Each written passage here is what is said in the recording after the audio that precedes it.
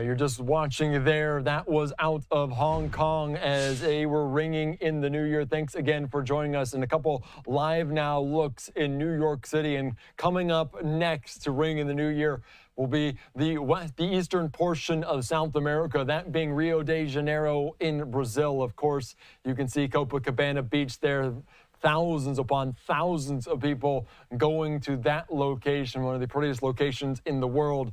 And I can imagine on New Year's Eve, it is even more spectacular. So a couple live now looks there as we approach those times. And we do want to hear your opinion. Of course, there's 170,000 plus people and more tuning in right now to our coverage. I know there will be even more of you later on in the evening for all of these shows across the East Coast as we move east to west to ring in the new year. And I do want to bring up just some of these and asking you some questions about the new year, a little bit of trivia, but also a little bit of insight into who you are, the people that are watching, the audience here on Live Now. And of course, the big question, are you staying up until midnight? Yes, Happy New Year. No, I work in the morning. No, I need my beauty sleep. I might be in that category, and I'll try my best. Open the QR code on your screen. Open your cameras on your phone. Scan that QR code at the top right portion of your screen, or go to livenowfox.com/connect to cast your ballot. And that was not me that chimed in that says, no, I need my beauty sleep. That was someone else out there if you're calling me out for what we're doing here. But yes, a Happy New Year. No, I work in the morning. Of course, as we watch here on New Year's Now, you might have gone to sleep just watching the Hong Kong event. So that might have checked off some of the boxes for you. Maybe you're casting some New Year's resolutions where you want to wake up earlier, so you have to go to bed before midnight. Maybe it's need to get your 8 hours of sleep. That could be one of the reasons, and I imagine there's going to be a lot of people that stay up. And if you are in Times Square, you are in the top category. Yes, a Happy New Year, staying up till midnight. So many different events, so many different celebrations around the country, and also giving it your old college try. The 18% right now saying, I'll try my best. I'll try to make it up to midnight wherever I am. And as the father of a toddler, I am also in that category. So I'm a little bit of both, I guess you would say, in all of these, trying your best, but needing your sleep. So, of course, we'll be putting these up throughout the evening. Let's go to the next one here. Another different question that we're asking to our audience here on this. And which city would you like to spend New Year's Eve? Of course, open those cameras on those phones, scan the QR code at the top right portion of your screen, and similar to the last question, I'm going to give you a little bit of time to get those phones out, to cast your ballot, and also to make up your mind, because there are plenty of good options, no real bad options when you're talking about celebrating New Year's Eve. Millions of people will descend on Times Square in New York City to see the ball drop. Nashville, Tennessee, we were talking to Will Nunley on Broadway there for those festivities. Las Vegas, you can only imagine, as I believe there were 9 different hotels along the strip that will be coming together for their fireworks show. Sydney, Australia. Of course, we really will see that one already early in the morning. Hong Kong, which we saw, what a show it was.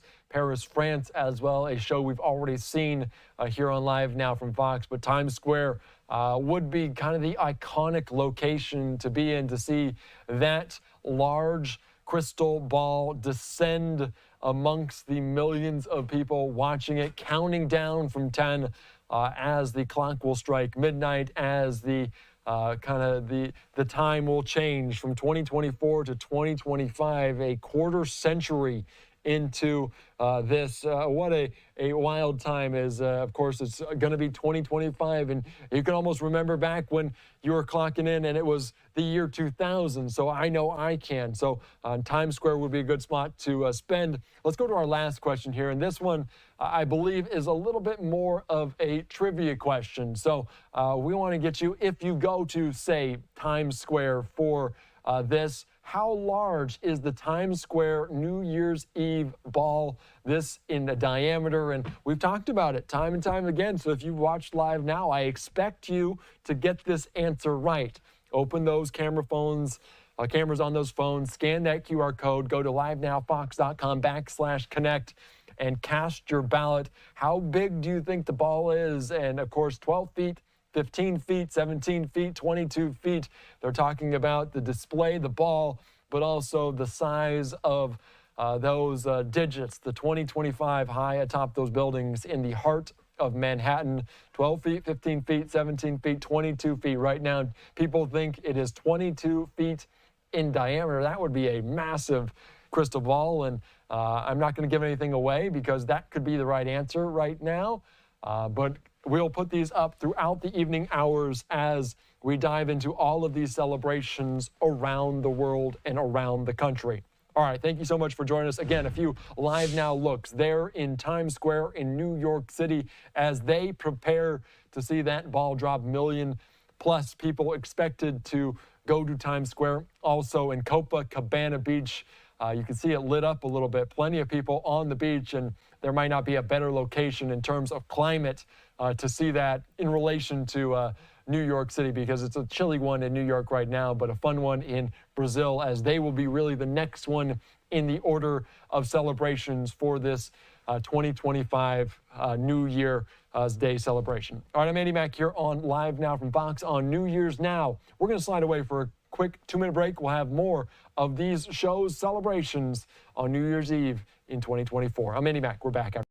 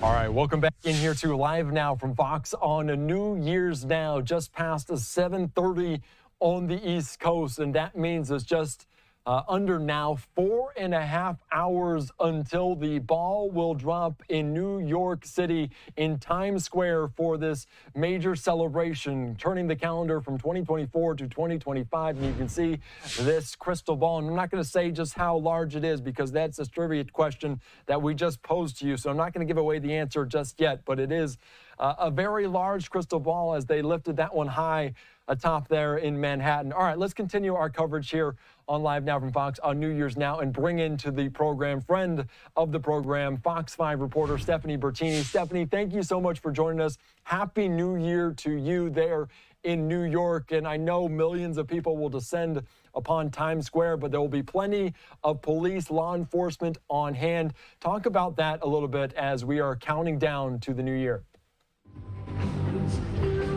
Well, hi, Andy. Look, I'm so happy to be here with you on Live Now, and we're so excited once again to be here in Times Square. This is my second year covering the ball drop, and I gotta tell you, it's just so amazing to be in the center of it all. So many people came down to Times Square this morning. Every year, there are people who come from across the United States, across the world. You know, the joke is if you're in New York or you don't really want to be in the crowd during New Year's Eve.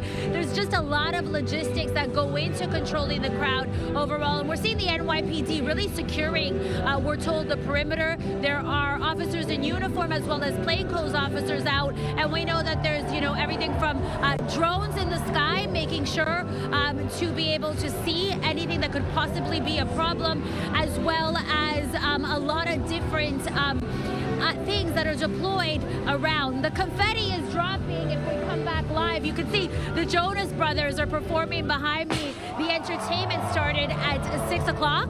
It's a long night of entertainment and a lot of fun. That fun, as you can see, Andy, it's already gotten started.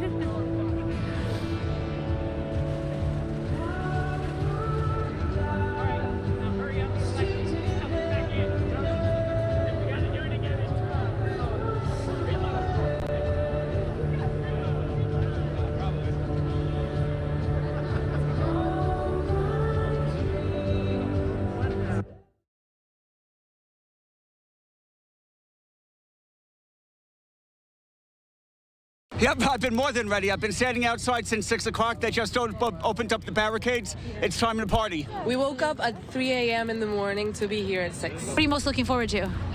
Ball drops. It's going to be exciting, right? Yeah. You see right here. You got a good spot. Right, exactly. To see the people, I mean, the excitement, it's all worth it. Okay, now we're here live, Andy. All right, you can see the Jonas Brothers performing here, as I was talking about. Every year, I come out with my own props. My glasses. If you remember last year on Live Now, I had those 2024 glasses. I have the 2025 glasses on now. And this is what they're giving out this year, the hats people are wearing in the crowd. Andy? That is so very fun. I love all the props and so many festivities there. Can we get back to the security just for a little bit, because there are going to be a million people. How big of a task is it for the police to handle just the amount of people and making sure everyone is safe? Yeah, so obviously this is a huge situation when it comes to the logistics of managing the crowd. We hear every year the NYPD expressing the importance of being vigilant, right? So this year, we heard earlier today, there was a press conference, no credible threat, but of course, the NYPD are saying that they're gonna be proactive, right? So on top of that, there's what you can and can't bring to Times Square because of logistics when it comes to the size of the crowd. So for example, we have rain in the forecast tonight. Now, I'm keeping my fingers crossed because it hasn't rained yet, but you're not allowed to bring umbrellas to Times Square. They can obstruct the view of people around you. Again, you can imagine people are shoulder to shoulder in the crowd. You can't bring large backpacks, for example, and no alcohol.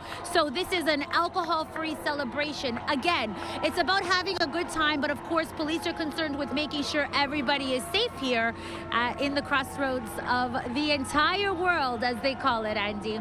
Yeah, it's so very fun. I'm glad we talked about the security because that is a pivotal point of this. We want to make sure everyone celebrates but also stays safe.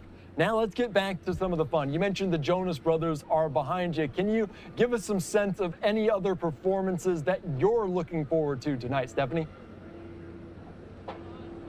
So we got quite the lineup. Now, every year we see these big celebrities come out. So the Jonas Brothers are just, I guess, wrapping up behind me. We're expecting a plethora of other performers to come out. Now, earlier in the week, so there's always a lead up into tonight, so to speak. So Pitbull, he actually put the last glass triangle on the ball. I heard you talking about the ball, Andy, just a couple weeks ago, less than 2 weeks ago. I went to Port Jervis, New York, and that's where they produced this year's triangles, those triangles on that famous crystal ball, the ball that so many will watch drop. You know, it's so interesting because I I heard you talking about the numbers in Times Square. So we estimate more or less about 1 million people will come to watch the ball drop live. But when we add it to who's going to be watching on live, for example, on Live Now, and the other ways you can watch, 1 billion people will be experiencing 2025 with us tonight in Times Square. Andy? That is so very impressive. 1 million people on hand, but 1 billion with a B tuning in for this. And I imagine, and you can only imagine based on the numbers, the statistics, they're going to be from around the world. Have you seen anybody, have you spoken to anybody from different countries? Because I know the melting pot that is New York City. Are there any interesting locations, any foreigners that you're watching, any tourists that you've spoken to or run into? Oh, yeah, I've talked to tourists from around the world. It's like that every year, as you mentioned. And then it's also interesting to see the people coming from different parts of the United States. For example, I talked to a young man. He said he came from Houston, Texas. This is his first time that he'll be here to experience it. It's a bucket list item for a lot of people. And I mentioned here on Live Now last year, Andy, that for me, it was that dream assignment last year to be able to be here live in Times Square. And I'm happy to be back again. So that party, like I said, it's already underway. I guess I'll be joining you guys again in about an hour. Yeah, we're going to be joining you. Have some fun. Party like it's 2025. Stephanie, thank you again for joining us here on Live Now from Fox. We'll talk again very soon as the countdown.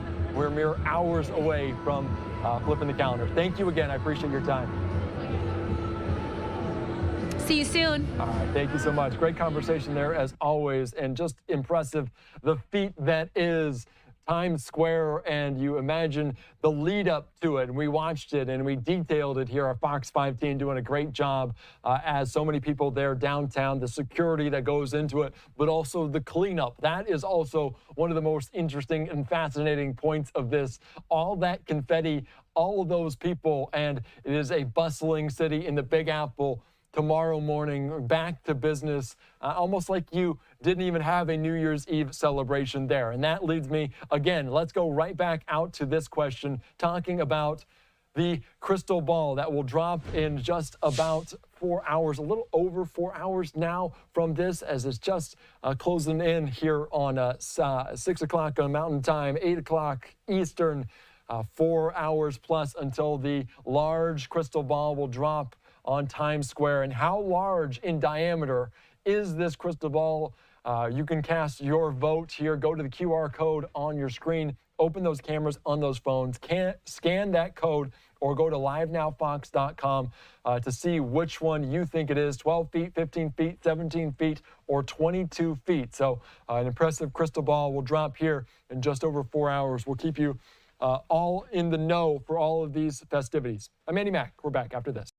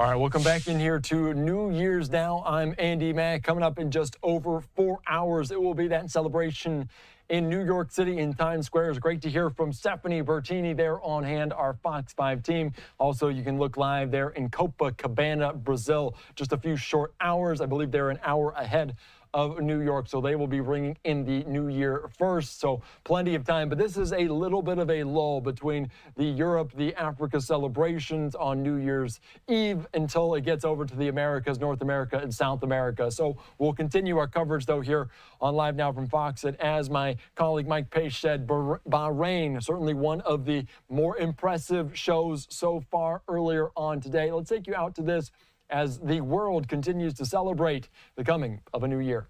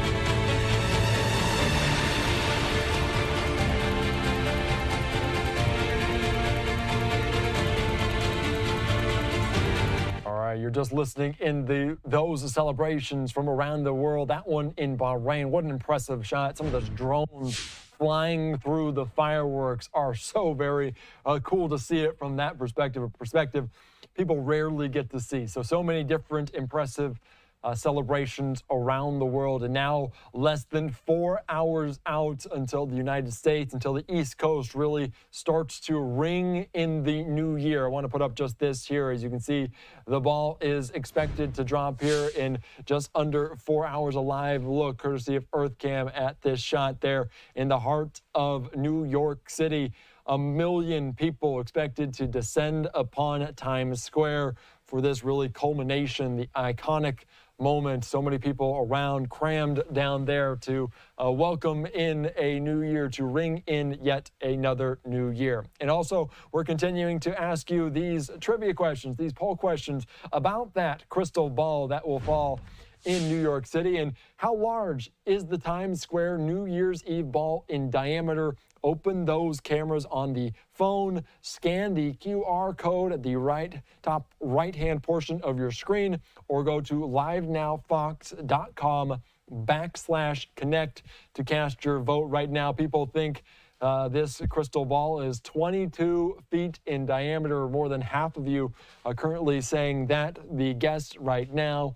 But the options, 12 feet, 15 feet, 17 feet, are amongst the options as of yet. And if you had watched some of our programming over the last week or so, they prepared, they were monitoring, making sure everything was working, all the lights were a go, and they gave some different diameters, different perspectives on how big this is. So some very interesting trivia. We also want to get your opinion on several other questions as we head into 2025 here on Live Now from Fox. Let's ask you about some of these resolutions, or asking you about some of these different parts of what you're expecting tonight. And this is a poll saying, are you staying up until midnight?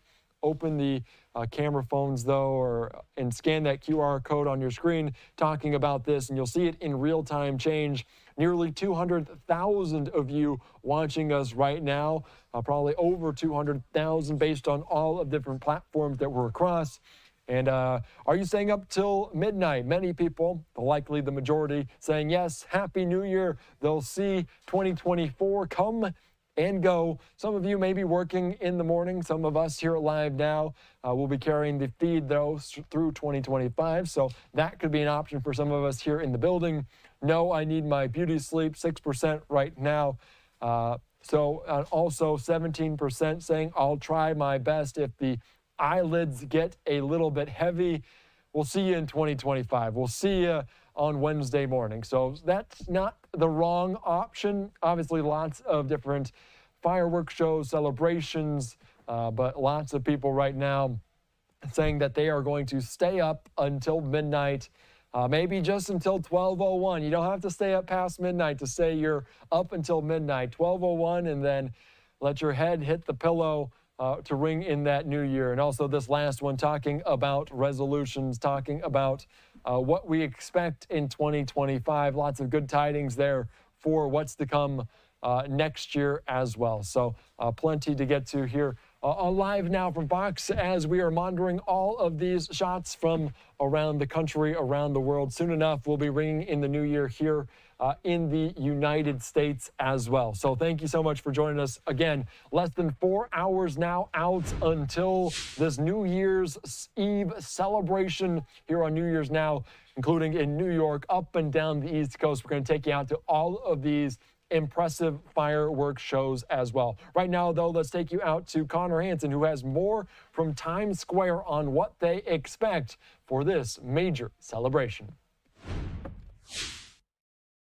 Tonight, New York City is expecting more than 1 million people right here in Times Square. But no matter how large this crowd gets, police say they'll have enough officers to keep all of them safe.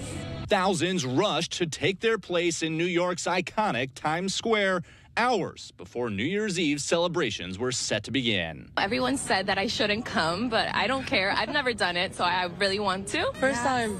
We woke up at 3 a.m. in the morning to be here at 6. The more than a century-old tradition drawing spectators from around the world. Best place in the world to be for New Year's Eve. Test runs a day early, offering a sneak peek of the impressive 11,000-pound ball, covered with more than 26,000 crystal triangles and over 32,000 lights. Organizers say it will fall alongside 3,000 pounds of confetti come midnight. It's magical. It's fantastic. Still, Homeland Security says the Israel-Hamas conflict has created a heightened threat environment with large protests and unsophisticated lone wolf attacks of violence tonight's top concerns. Ahead of festivities, New York City Mayor Eric Adams worked to assure tourists and locals, saying security measures are in place to keep the city safe, including more than 600 new police recruits out in the streets for their first ever detail. Those who are coming to celebration, follow the rules. We're not going to allow anything to disrupt the celebration, so we want you to follow the rules. Even if you want to protest within the rules. On top of K-9 teams, police will also have 10 different drone teams patrolling the skies above, and everyone who comes in here will be screened by counterterrorism officers. In Times Square, Connor Hansen, Fox News. All right, thank you so much for that, Connor. And of course, we're looking live there at that crystal ball in the Times Square. Plenty of security on hand, in uniform, and people in regular clothes there for law enforcement, making sure everyone is safe, as upwards of 1 million people will be in Times Square tonight. Plenty of people will be tuning in from their computers, their tablets, their phones around the country and around the world to Times Square and other different fireworks shows. You can see also there in Copacabana Beach, there in Rio de Janeiro, Brazil, so less than 4 hours away for their celebration. And it's just a kind of an interesting contrast, at least in terms of climate. A chilly New York City on this day and a much warmer Rio de Janeiro. People on the beach, on beach towels. So just a different contrast, but nonetheless fun all around. And we want to continue on as we're asking you, what's your favorite part? What's your favorite aspect of the New Year's Eve celebration? You can see this here. What's your favorite parts? The fireworks, the countdown, watching live now from Fox. We need to bump up the numbers a little bit, guys. Come on, vote for that one. That one's always an easy one to tap your finger. 196,000 people right now, as you can see, amongst friends here celebrating the new year or feeling a fresh start, getting those resolutions going. You can't really go wrong with any of these answers. That third one, I'm a little biased to say, but the fireworks so very impressive. Bahrain, Qatar, Rome, Germany, London, all putting on quite the show. The countdown, that one might go to London at this point because Big Ben, that was an impressive sight as you see the minute hand make its way to the top of that tower. So much history there in that city, in that country, in the United Kingdom. So right now, as the bell tolled midnight, as they struck a new year, the crystal ball, though, so very iconic in Times Square. So open those cameras on those phones. We're going to keep these polls open for just a little bit. So if you can't make up your mind, take your time, think about it, cast your ballot as you're watching all of these festivities around the country. And like I said, vote for that one, watching live now from Fox. That's always an easy one. And we're also asking about resolutions heading into the new year. Are you making them? Yes or no? As simple as that. Do you believe in making resolutions? Plenty of people use these as a fresh start, as a sounding board to make changes in your life or get better or do whatever you need. So again, scan those QR code, cast your ballot. Do you think and believe in making resolutions for 2025? And of course, we'll maybe ask you later on tonight what those resolutions exactly are, because sometimes the best way to make a resolution come true is to put it down in writing. All right, I'm Andy Mack here on Live Now from Fox. We're going to slide away for a quick 2-minute break.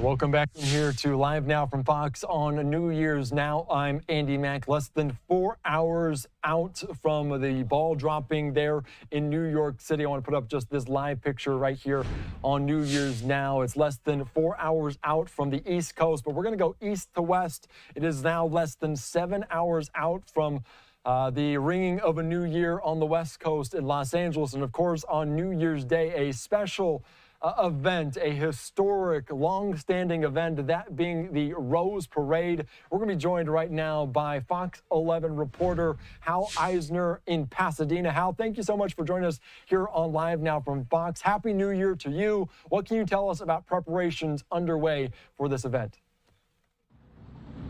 Well, happy New Year to you, Andy, as well. And this has been a day of preparations for law enforcement and for parade watchers who started coming out here around noon and throughout the afternoon started putting out their chairs and their blankets and their food and their drink and everything else and waiting for the big parade to start tomorrow morning at 8 a.m. our time. Happy New Year! The classic cars are out on Colorado Boulevard. The fences are up to protect store windows. Parade watchers started claiming space along the 5.5-mile parade route at noon, like Jeanette Valdivian. I've been here attending the parade for 40 years. Some just reserve curb space, like the Montanas. Look, that's where the Menendez family will be watching the floats and smelling the flowers. And over there, that's the Ruiz family. You ever worry about security at all? Not really, no. One reason is the level of law enforcement. The Sheriff's Department, FEMA, the FBI, Homeland Security, and Pasadena Police and Fire. So this is our new police mobile command center. Rhonda Darien is Pasadena PD's mobile command center coordinator. Out there, you've got 3 cameras? Yes, we have 3 cameras on the 40-foot mast that can see a great distance. And can be viewed on a monitor outside.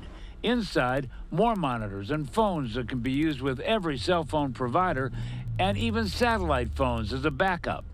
If there were to be some kind of a cyber attack, for instance, officials say it's so well equipped, it could be used as a police station. And to Pasadena Police Chief Gene Harris. Where problems are, we need to have the mobile capability to bring all of our command capabilities out to a scene, and this vehicle helps us do that. Well, my biggest concern is the safety of all the people that are going to be here. Chief Harris has to deal with that. They have over 700 police officers. Is it all hands on deck? It is all hands on deck for the next couple of days. And that goes for the fire department, whose paramedics were called to duty last year. We had a couple cardiac arrests, we had some heart attacks, we had some falls, and so that's really why we make sure that you don't have to go more than about 100 yards without having some sort of medical assistance. And what would you say to anybody who might have in mind causing trouble?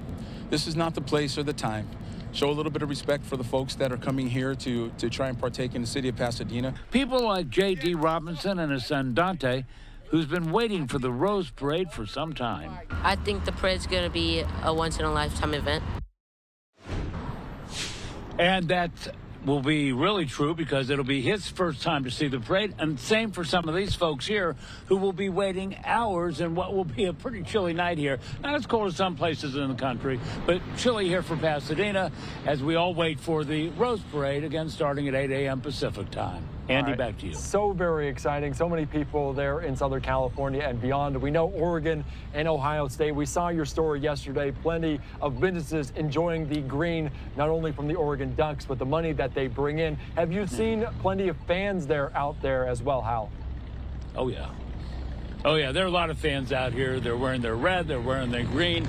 They're all excited about the big game, and many of them are excited about this parade. In fact, I thought everybody would be excited for both, but some told me it was just the game. And one woman I talked to said, I really just wanted to be here for the parade. So you got a little bit of both sides. All right, Hal, my last question, because I know you've been covering a lot in Southern California for years and years. Any tips, any secret tips for the Rose Parade that if someone is coming into town that they need to take heed of because I'm sure you've been out there for quite a few of these? Well, yeah, I mean, there are a lot of tips. No big fires, no things that might start explosions. There's a blue line over here, basically a few feet away from the curb, that's called the Blue Honor Line. So people are basically along the curb, but then at 11 o'clock tonight, they'll be able to move forward into the area from here to the blue line so they can watch the parade as it goes down the street. But the main thing is, for people that might be here tonight, is to pack patience. And the thing for tomorrow is good luck on finding a place to sit, because I think throughout the night it's going to get very, very crowded. All right, very good. And hopefully people stay bundled up there. A little bit of a chilly night, like you mentioned. Thank you again, Hal. I appreciate your time. Happy New Year again. Yeah. Happy New Year, everybody. Thank you so much. All right, great reporting there from Hal Eisner in Los Angeles. And of course, as we were talking about it, if you're not able to make it to Pasadena, if you're not in Southern California, but you do want to tune in to the Rose Parade, you can do it right here on Live and Now from Fox, courtesy of our partnership with our Fox 11 station there, as the countdown to 2025 very much in full swing. And what better way to start the new year than with the iconic Rose Parade? To join Live Now and Fox LA for live, uninterrupted coverage of the breathtaking floral floats, spirited marching bands, and so much more. It starts at 11 a.m. Eastern, 8 a.m. local time there on the West Coast on New Year's Day. You're not going to want to miss it. So starting there at 11 a.m. Eastern, the Rose Parade, the 136th version of it, as we will flip the calendars from 2024 to 2025. And that really kicks off, and pun very much intended, a big day in Pasadena in terms of the Rose Parade and then the Rose Bowl. And you can see just this, a post from the Rose Bowl game, as they will be one of the initial quarterfinal games in this new 12-team format, as the Oregon Ducks, the #1 seed, the #1 team in the country, faces off against a very difficult team, a team they've beaten already this year in Ohio State, but nonetheless a big game to try to get one win closer to a national championship. Let's take you out to a conversation I had preparing everyone for this Rose Bowl game. Welcome back in here to Live Now from Fox. I am Andy Mack, and on New Year's Day, the annual tradition of the Rose Bowl game, the granddaddy of them all, and it's going to be a grand rematch from earlier this year, and also a rematch of a national championship game exactly 10 years ago between Oregon and Ohio State. And you can see the Roses are ready for this monumental matchup, and Oregon, the last remaining undefeated team in this bracket. Ohio State, though, the favorite. We're going to be joined right now by Fox Sports college basketball, college football reporter Michael Cohen. We know Oregon and what they're about. They already beat the Buckeyes once in Eugene by a single point earlier this year, but maybe people are counting them out. How are they using this game as motivation? Because it's a tough matchup against Ohio State. Yeah, it's really interesting. Thanks for having me on, Andy. I think when you look at this game, it's probably two of the teams that have been most aggressive with roster building, most aggressive with NIL.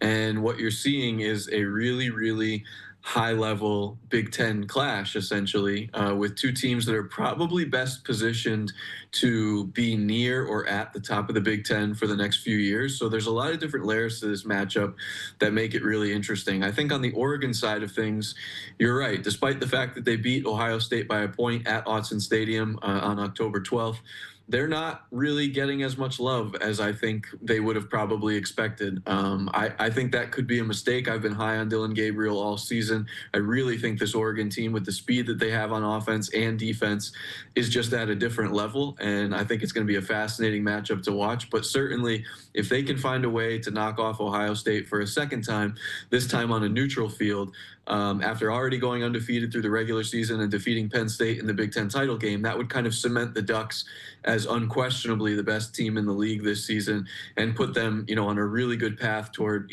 probably contending for the national championship this season if they can, make it through the next two games beyond tomorrow's Rose Bowl. Yeah, it's going to be a fun one between these two teams, and Oregon, the only team in the bracket to have 3 wins over playoff teams, that being Ohio State, Penn State, and Boise State, to say the least. You mentioned Dylan Gabriel because he's going to be making his 63rd start in college football from UCF to Oklahoma, now at Oregon. But on the other side, Ohio State, the explosive wide receivers, Emeka Egbuka and Jeremiah Smith. Is this a matchup of experience versus explosiveness? I mean, in some respects, yeah, but I think there's a lot of explosiveness on the Oregon side, too. I think, you look at the wide receivers they have with Tez Johnson and Evan Stewart. I mean, there's some real blazing speed there. Jordan James, the tailback, is another terrific player.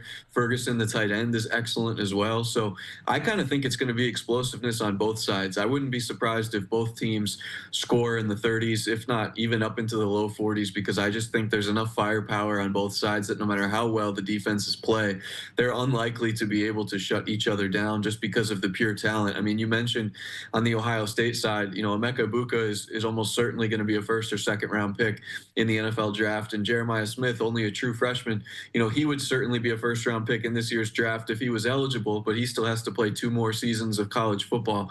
And that doesn't even mention Quinshawn Judkins and Travion Henderson, the tailbacks that Ohio State has. So if you are a football fan who loves high-level offensive players, this is a game for you, because I think both sides are brimming with future NFL talent. Yeah, and wide receivers at Ohio State, they know a thing about those for the Buckeyes, just dating back to Marvin Harrison, the number 4 overall pick last year. I do want to ask you, because we talk a lot about Ohio State and the pressure on them to win the big one. And notably, it's not a matter, as Will Howard, the quarterback, said, about beating the other team. It's about beating themselves, which they felt they did in a couple of those losses. And this was the image as the Rose Bowl Media Day getting going. Dan Lanning and the head coach for Ohio State, Ryan Day. How much pressure is there on Ryan Day to try to win the big one? How much pressure is there from Columbus and beyond for him to get this thing done?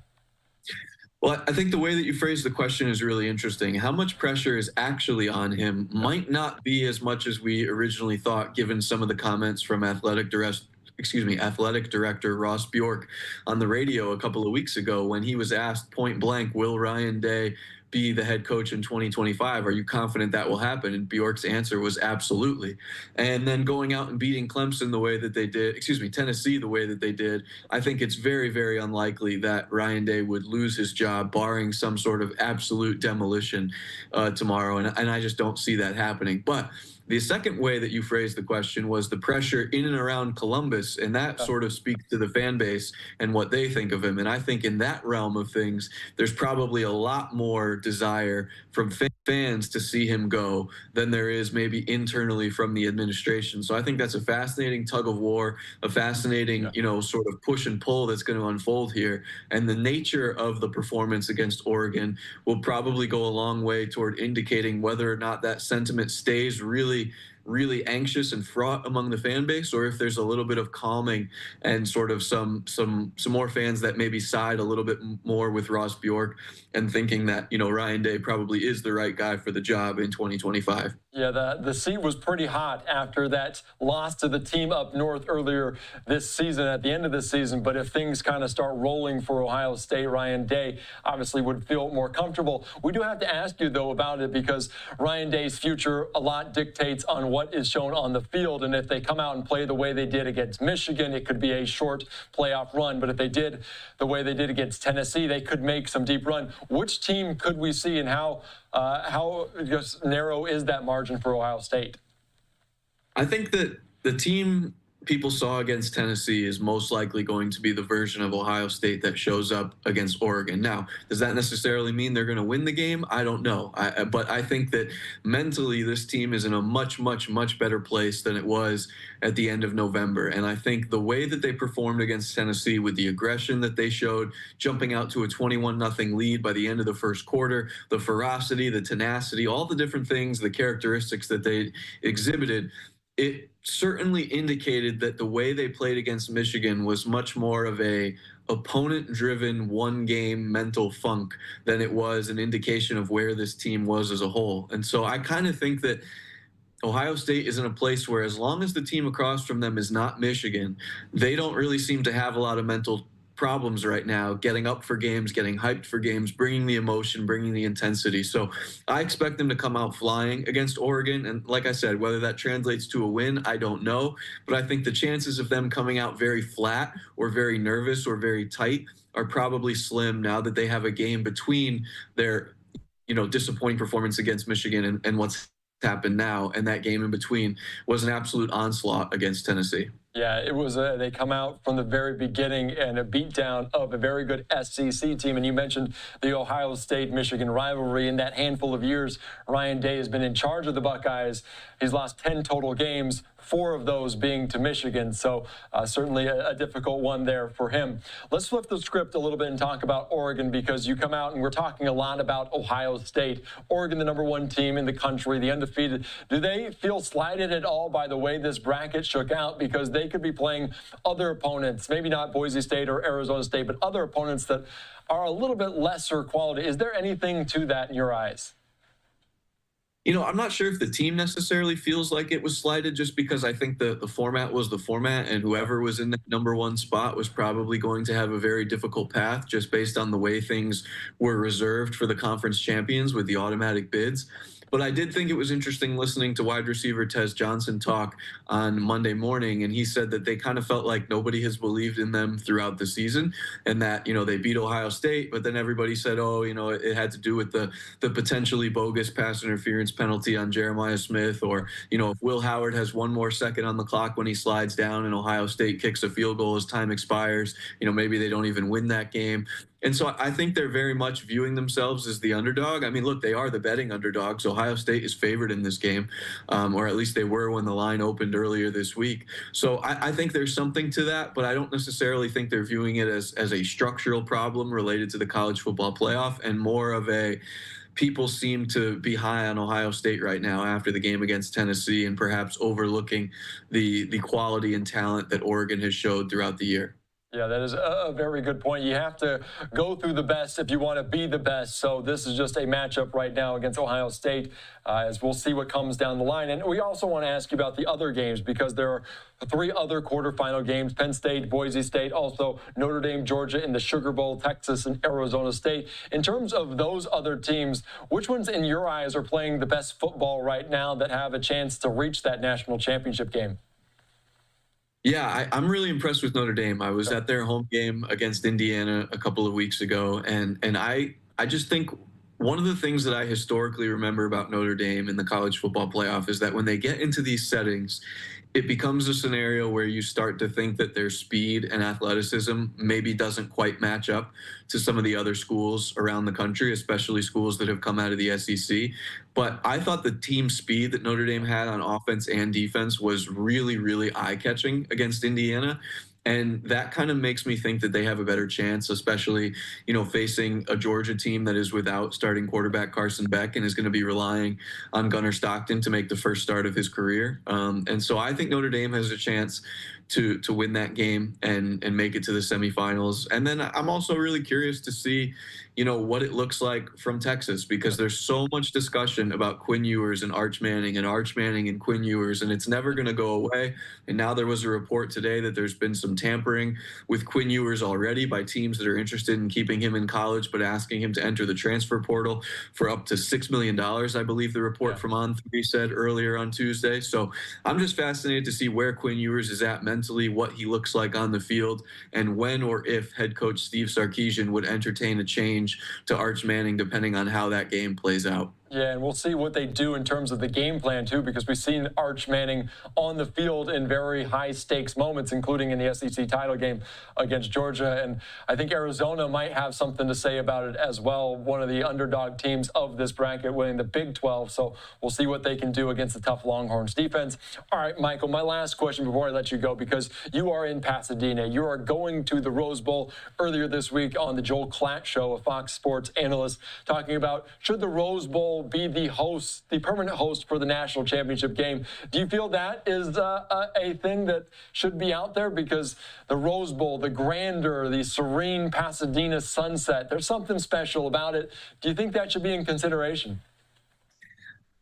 Yeah, I certainly wouldn't be opposed to it. I mean, I was fortunate enough to go to 2 of the on-campus games in the first round. I was at Notre Dame and I was at Ohio State, and the atmosphere is there with the on-campus crowds and the students, and just seeing the communities in some of these smaller college towns. It was fantastic, and I would love to see not only the first 4 games be played there, but the quarterfinal rounds as well. And if you want to have the semifinals at neutral sites and the championship game at a neutral site, I can understand that, but I would love to see as many of these games as possible on-campus sites. Okay. Now, that said, the best of the neutral sites is unquestionably the Rose Bowl in terms of the hospitality, the field, the stadium, the scenery, the pageantry. It's all fantastic. And so if they did want to make one game the permanent host of the national title game, I think certainly the Rose Bowl would be the best choice. And so I would love to see that happen. This is my 2nd year in a row covering the Rose Bowl, and I'm really glad to be able to have that opportunity. It's really a setting that's different than anything else, especially when you look at some of these other games being played indoors at NFL stadiums. I just think seeing everything that the Rose Bowl has to offer, it would be a great host for the national championship game if that could be something that would be worked out. Yeah, the history that dates back 100 years and the history that it continues to bring about every single year with all the games and the pageantry, like you said, the Rose Parade in Pasadena, so many people out for that. But I would agree with you. It is amongst the best. I don't think it will ever happen, but if it did, the Rose Bowl would be the spot for it to be. All right, Michael, thank you so much. I appreciate your time. Happy New Year. Enjoy the game there between Ohio State and Oregon. Absolutely. Thanks, Andy. Welcome. Great conversation there. As always, Oregon face Ohio State tomorrow at 2 p.m. local time. And, of course, before that, leading up to it, will be the Rose Parade. And you can tune in to that. The live, uninterrupted coverage from Live Now from Fox, our Fox 11, Fox LA team, going to do a great job. That coverage starts at 11 a.m. Eastern, 8 a.m. Pacific. So plenty to be excited about in terms of the Rose Parade on the first day of 2025. I'm Andy Mack.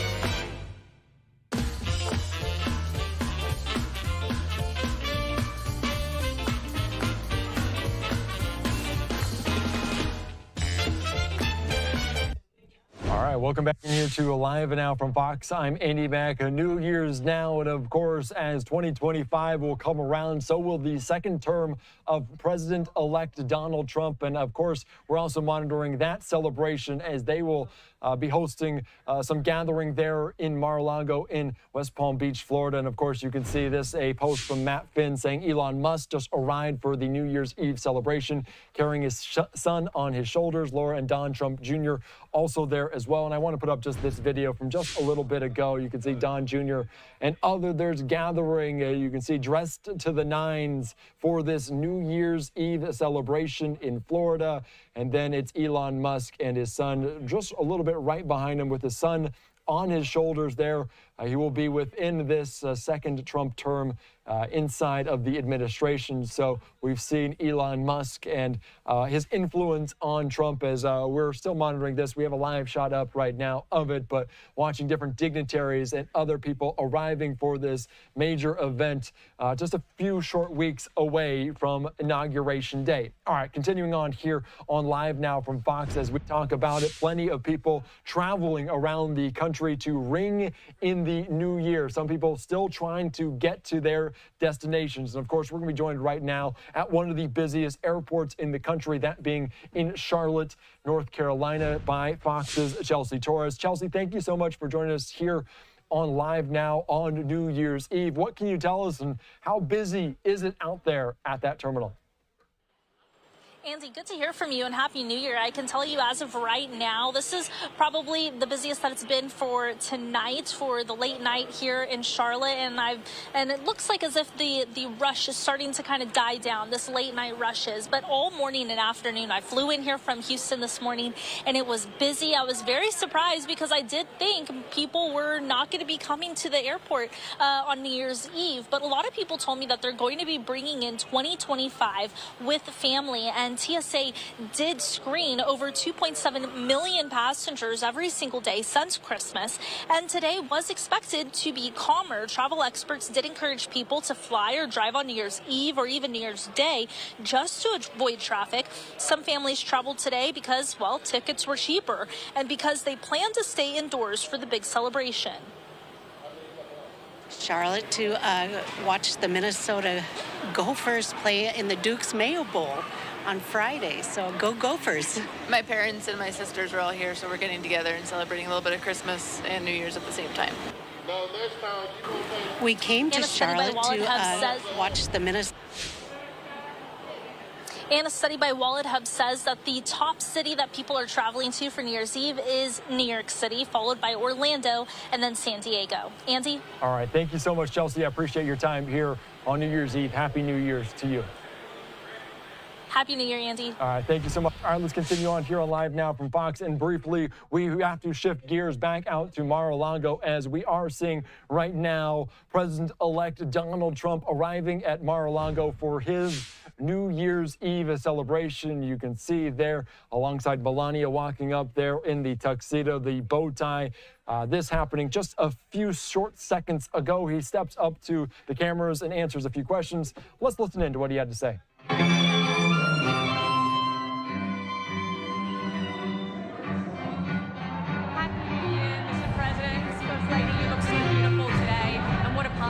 Have here going on. Yes. It is.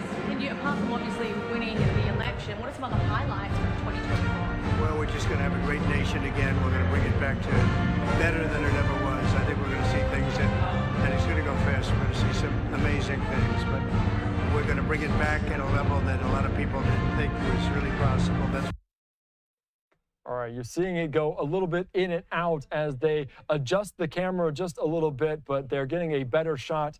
This is kind of what happens. Let's listen in again. Real Jeff, we have great people. Many are here tonight, but you're going to be very happy. Have you got any New Year's resolutions for 2025? Well, I just want everybody to be happy, healthy, and well. Thank you. The New York Post reports that Biden regrets dropping out. He thinks he could have beat you. What do you say? Well, he was way behind. He would have really, I assume, not had a chance. He was way behind her. And we wanted record numbers, as you know, on every swing state. We won the popular vote by millions and millions of people. So, hey, look, I wish him well. He had a chance to do it in the debate, and that didn't work out too well for him. That was, I guess, the reason that really led to his downfall. What are you looking forward to in 2025? Well, just great, a great year. I think we're going to do fantastically well as a country. We're going to bring it back. It has to be brought back. People are not respecting our country very much, and they're going to respect us a lot. I think a lot of progress has been made over the last 5 weeks. It's been pretty amazing when you look at what's happened. There's a whole light over the whole world, not just our country. There are a lot of very happy people. Mr. President, Mr. President, Mr. President. Republicans who are still not supporting Speaker Johnson. Say what? What's your message to those Republicans who are still not supporting Speaker Johnson? Oh, I think they'll support Speaker Johnson. I think we're going to have a great time in Washington, and I think we're going to get great support. He's the one that can win right now. People like him. Almost everybody likes him. Others are very good too, but they have 30 or 40 people that don't like him. So that's pretty tough. Are you calling members on his behalf? Are you lobbying members? Well, if necessary, but I think really we're going to have a great time. We're going to get a successful vote. He's a good man. He's a wonderful person, and that's what you need. Why'd you change your mind on H-1B visas, sir? I didn't change my mind. I've always felt we have to have the most competent people in our country. We need competent people. We need smart people coming into our country, and we need a lot of people coming in. We're going to have jobs like we've never had before. But sir, you said you changed your position. Do you plan to go to the Carter funeral next week? Say it. Do you plan to go to President Carter's funeral? I do. I'll be there. We were invited. Have you spoken with any Carter family members? I'd rather not say.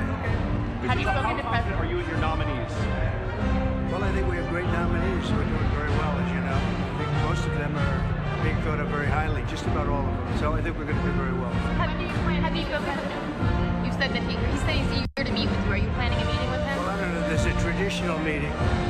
Some people would say we already had that. You know, we met a week and a half ago. But if it's appropriate, I'd like to do that. Yeah. Any new thoughts on Ukraine and the situation there? Do you intend to? No, it's a shame.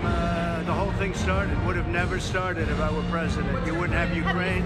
You wouldn't have Ukraine-Russia problems. You wouldn't have had the Israeli problem with what happened on October 7th was just a horrible thing. All of the things. You wouldn't have inflation. Inflation was a disaster. One of the reasons we won the country by the kind of numbers we won by, which were record-setting numbers. All of these things, and then you take a look at all of the other problems that they caused. The problems that they caused in this country, and specifically Iran on the border. Millions and millions of people that flowed through our border, from prisons, from mental institutions, people that should not be in our country. And you see the crime numbers are going through the roof. Look at New York City, look at Chicago, look at Los Angeles. They're going through the roof. We're going to get them out. We're going to get them out fast. Thank you. What's your message to Puerto Rico, sir? All right, you're just listening in there to a variety of questions as well, talking about Ukraine, talking about inflation, talking about his second term inside of the White House. And it's a little bit difficult to hear with all of the different bands being played, but as he enters this, plenty of people there. His son, Don Jr., we saw Elon Musk, among other people at this. And they also asked him about his New Year's resolution for 2025. He said he hopes everyone is happy, healthy, and well. So that coming from the president-elect as he expects to ring in the new year there around, surrounded by friends and family in Mar-a-Lago. All right, I'm Andy Mack here on Live Now from Fox as we inch closer, now approaching 3 hours and 15 minutes until they ring in the new year in New York City. The ball there, the crystal ball to drop at the stroke of midnight. This courtesy of EarthCam, our EarthCam partners. We're going to take you back out there in just a little bit as we're watching all these fireworks celebrations around the country. I'm Andy Mack. We'll be back after this.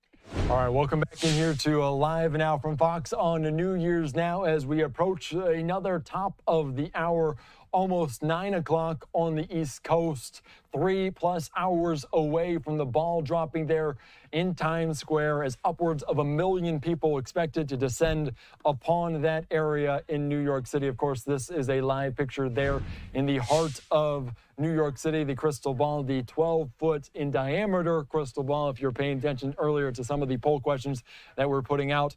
Also a live picture there in Rio de Janeiro in Brazil as they're gearing up for a celebration as well. But let's take you out to some other festivities from around the world earlier as we monitor and wait for New York City, for Rio de Janeiro in Brazil in the next couple hours, and then they go east to west. Let's just listen in to some of these from the United Kingdom, from London earlier on here on Live Now from Fox as they were celebrating the new year, as they were counting down. So let's listen in to this.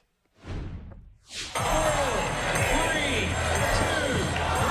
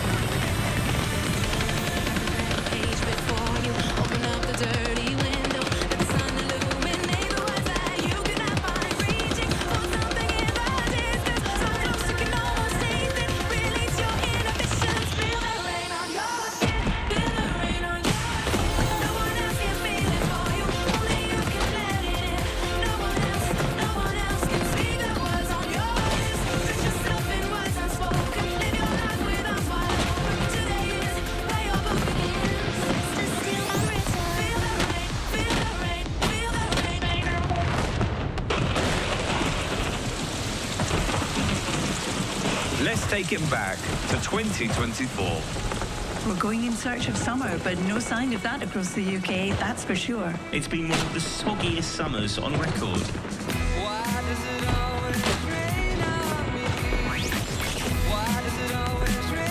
Call when we run down the stream. While my wet, get la stream.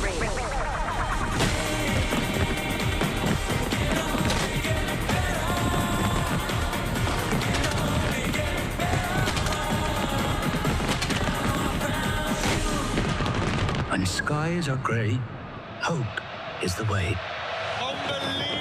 We needed something to brighten up the summer, and this is it. A stunning games for Paralympics GB. The bronze medal for Great Britain. It's a silver medal. Gold for being brilliant.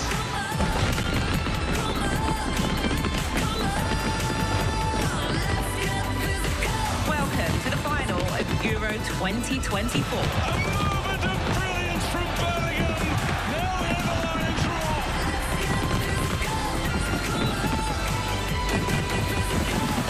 When I met you in the summer. That's rap.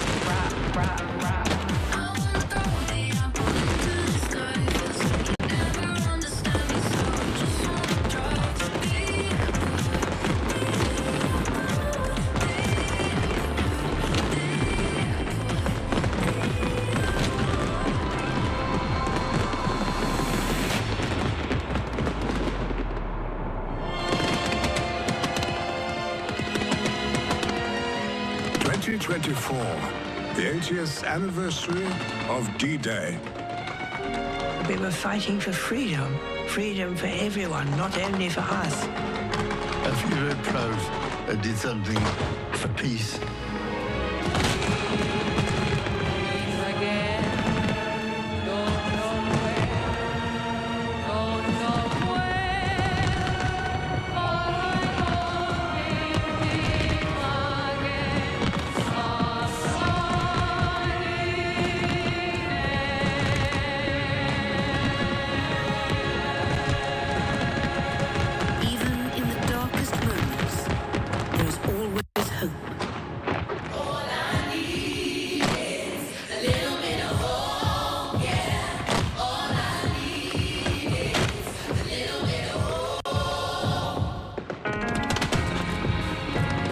As we start a new year, let's honor our history and never give up hope for the future.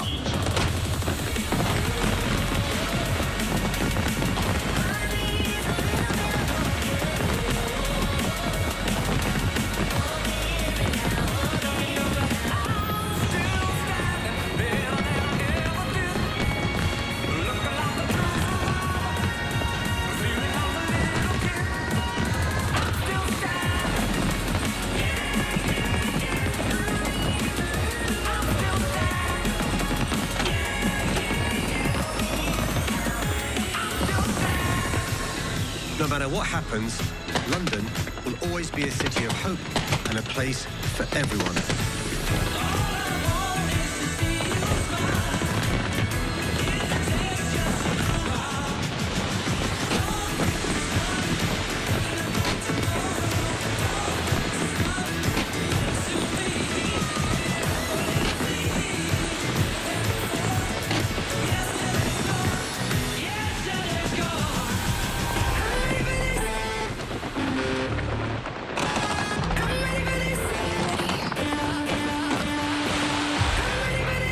Let me get right to the point. I'm ready for this. You start me falling.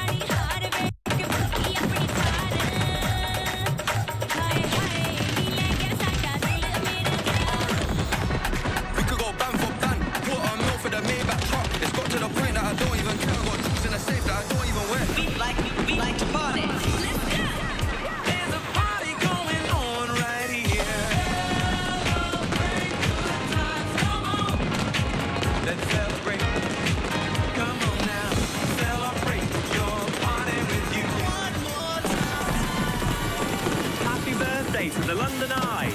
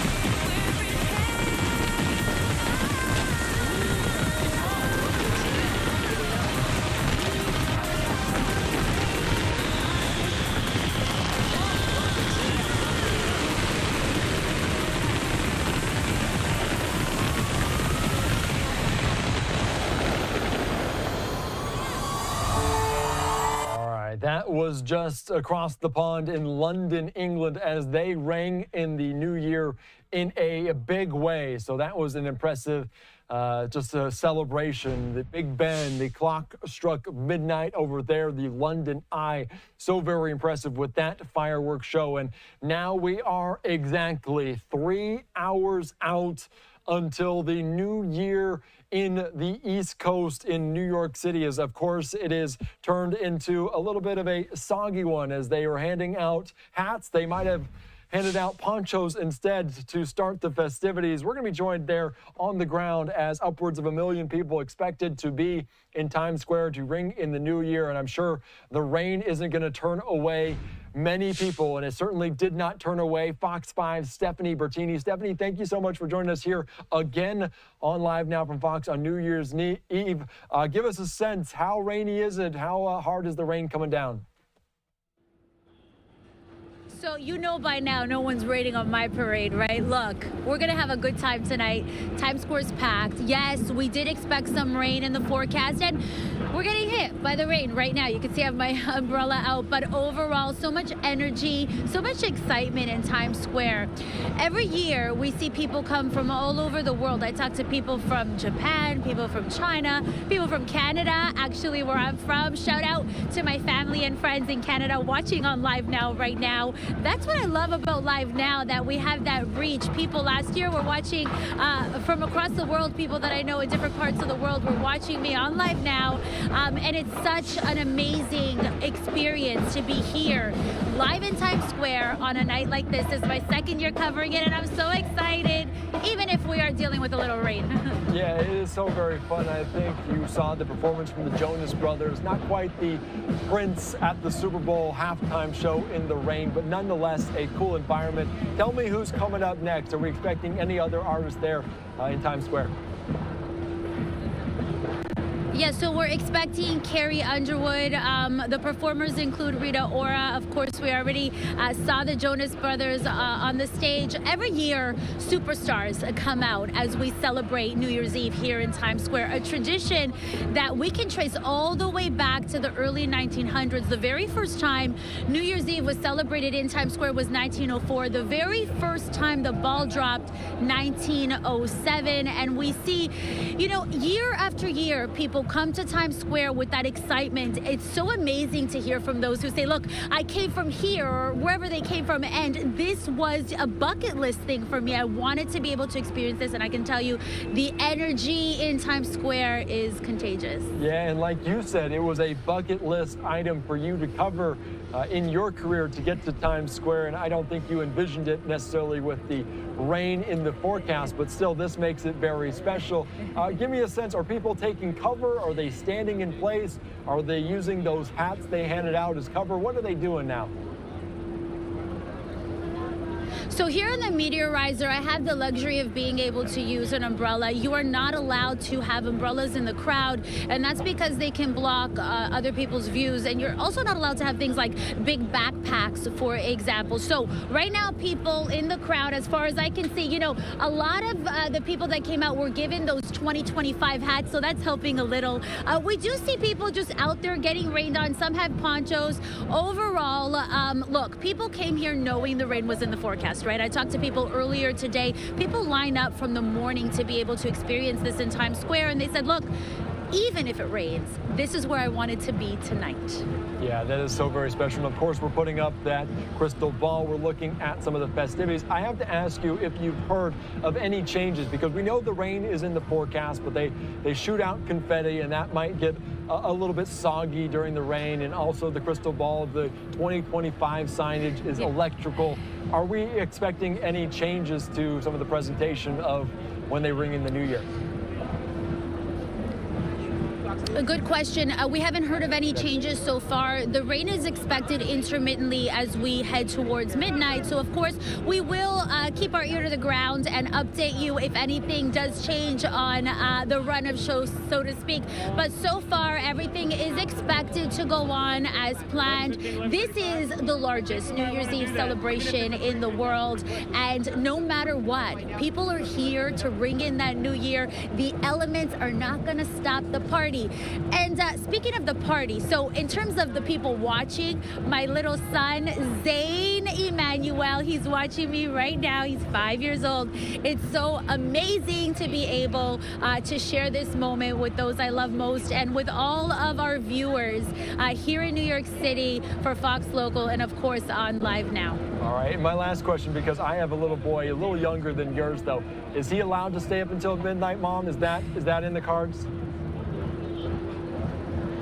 Zane's staying up, and he has matching glasses. He has red, and I have gold. I'll bring them back on Live Now a little later. All right, so very awesome. It's not going to dampen our parade like you mentioned. Rain or shine, the show will go on. Stephanie Bertini, I appreciate your time as always. Enjoy the show. Stay dry there in Times Square. Yeah, and we'll be back. Wait, I had to ask you, is your little one watching too? Probably. He's hopefully getting to bed a little bit in a little bit. We'll have a countdown. We'll shoot the confetti off. We'll do the celebration a little bit. He's a little young to realize what's going on. He parties every day like it's New Year's Eve, so that's always fun. All right. Well, amazing. All right, Happy New Year, and we'll see you back on Live Now. All right, talk to you again soon. Thanks again. All right, let's continue on. Great conversation there. As always, we're going to check back in with Stephanie throughout the evening leading up to that ball drop, and immediately after we'll talk to her. It's going to be a very exciting time there in New York, in the Times Square. As you can see, people there, courtesy of EarthCam, getting ready for this. You see the ponchos out. No umbrellas, though, in the crowd, as those aren't allowed. Safety protocols in place for that. But also just this live picture one more time as they will ring in the new year, partying like it's 2025 in just under 3 hours now. I'm Andy Mack.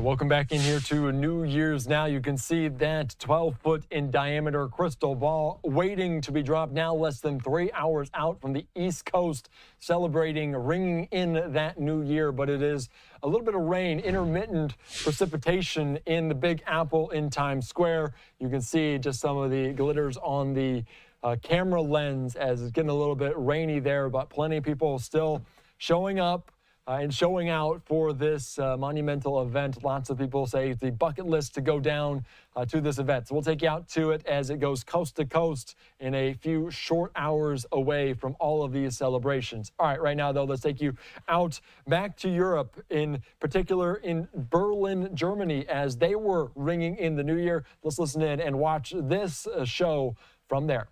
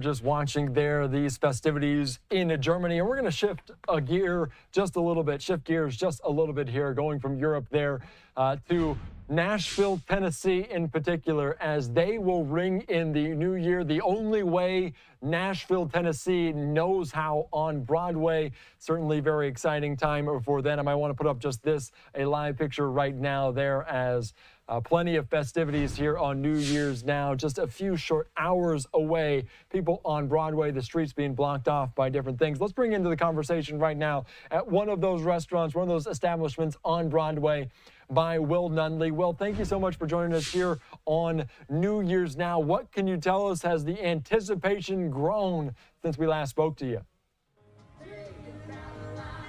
Yeah, that's right. Everything really starting to fill in here, Andy. Happy New Year's Eve. And good to be with you. And hi, everybody. Thank you so much for celebrating with us here on Live Now. And good evening from America's Music City. I'm at Miranda Lambert's Rooftop Bar. This is a great place. It's called Casa Rosa. Live music's on stage, has been for several hours. The crowds are filling in. This is one of more than a dozen rooftops that have people packed out here on Broadway getting ready for a great show. We will have some fireworks in the skyline. But right now, we have a lot of activity just feet below us on Broadway. I want to show you around, take you a look, and kind of show you what's happening here. We have the Bridgestone Arena in the background, and just a few moments ago, as a matter of fact, I think you mentioned this, they're actually starting to close down the streets because everything you see with the empty pavement there of Broadway is going to be soon filled with a sea of people, and there will be kind of wall to wall. We actually used to have the main stage here on Broadway, but there were so many people that would come down here, they moved a little bit of it to Bicentennial Mall, which is where they're having Nashville's Big Bash. So there are two big things happening here tonight in Nashville. You're looking at the first one, and this is where a lot of people are going to be filling in these bars. This is where you have places like Jason Aldean's, Luke Bryan's, and the Honky Tonk Central, and Kid Rock's. All those places are here, as well as Miranda Lambert's, where we are tonight. So you have the bar activity, the traditional Broadway scene here, and then we also, back at Bicentennial Mall, have the note drop. That's what they drop here at midnight, is the music note, and that's where we have people like Luke Bryan to be taking the stage. Miranda Lambert will be on the stage there, Keith Urban as well. So there's another huge party with thousands of people just a couple of blocks away. We will be able to see on the skyline here, although we do have a cloudy night. You can probably see some searchlights above us, as a matter of fact. We will have plenty of fireworks there a little bit later with the music note drop, and that's how we're going to ring in everything. We have about 42 degrees right now in Nashville. It's cool but comfortable. It could be worse. It could be 10. It's not that. It's comfortable out here. So we have the stage set literally for a great night here in Nashville, and we look forward to sharing it with all of you. All right, that is so very fun. In New York, also dealing with a little bit of rain, but this is not going to wash away any of the excitement with 2025. I want to ask you, because you see the street blocked off or slowly getting blocked off on Broadway, how often does that happen? Because you know there's just so many different events. They've had the NFL draft. They have different events, the CMAs at Bridgestone Arena. How often is this blocked off, and what could that street look like in a few short hours? You know you're Nashville, and you're right. You named some of the biggies, and it takes some of those big events, some of those kind of hallmark events here to do that. And not only is it just a couple of blocks here on Nashville's riverfront, but they really start to extend it back even beyond the Bridgestone Arena if you're familiar with Nashville. So they have to make a lot of space. This is, of course, one of those nights, and really it is they'll adjust as the demand comes in, because for those events you have seen crowds just go back blocks and blocks and blocks. So that could happen here, especially once the fireworks are over about midnight tonight. Then the mad rush to get down here for those last couple of hours of partying in the new year will happen. So yes, this is going to be quite a scene to show you over the coming hours. All right, and I have to ask you, as we kind of led into this segment, that Nashville does it its own honky-tonk way. We know Carrie Underwood is going to be in Times Square for it, but amongst all the people down there, country music stars, do they enjoy coming down to Broadway to see this? Is it a different feel than you might imagine in Times Square? Yeah, it is, because you get to see not only some of the big stars here, but you also have the up-and-comers, and we have some of the folks who are just now starting to make a name for ourselves on the stage. So you have all different types, all different kind of stages in their career. But to be on Broadway, performing like we are here at Miranda Lambert's, you got to be good. And we have a lot of great talent on display here tonight. So there's going to be a lot of names, a lot of faces that people are going to enjoy. All right, Will Nunley, thank you so much. I appreciate your time. Enjoy the music. enjoy the festivities, the Big Bash there, and Happy New Year's to you and yours. Thank you. Same. Thank you so much. All right, we'll check back in with Will a little bit later on tonight, but a great conversation there out of Nashville. Has so many different communities, so many different regions host their New Year's Eve party, and it has a feel to that community. Nashville, unlike a lot of places in the country, with that country music background, the history there, the honky-tonk, the country music, all that is about country music. So plenty to be excited about there. And they're dealing with a little bit of weather similar to what they're dealing with in New York City. As you can see Times Square as they're panning back up to the Crystal Ball. Upwards of 1 million people expected to be there for these festivities. People getting their ponchos out, getting to try to stay dry for as long as they can. Less than 3 hours now until that ball drops. And we just passed 200,000 people joining us. So thanks again for tuning us and making us your home here on this New Year's Eve, turning the calendar from 2024 to 2025. I'm hearing different blowhorns here and different almost confetti effects in the works in our Live Now newsroom. We're going to slide away, though, for a quick.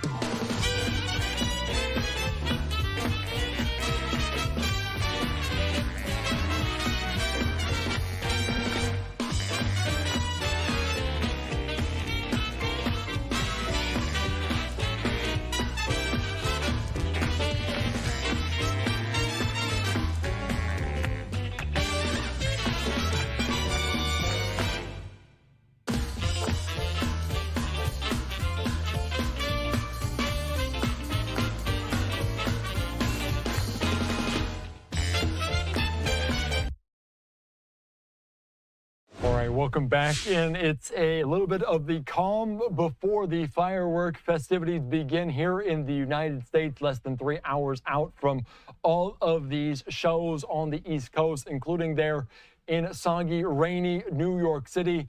Times Square gearing up as the ball will drop promptly at midnight. Right now, though, let's take you back out to other events around the world. We saw impressive ones in Thailand, in Hong Kong, in Qatar. Let's take you right now out to Bahrain as they welcomed in the new year in 2025 in a grand way.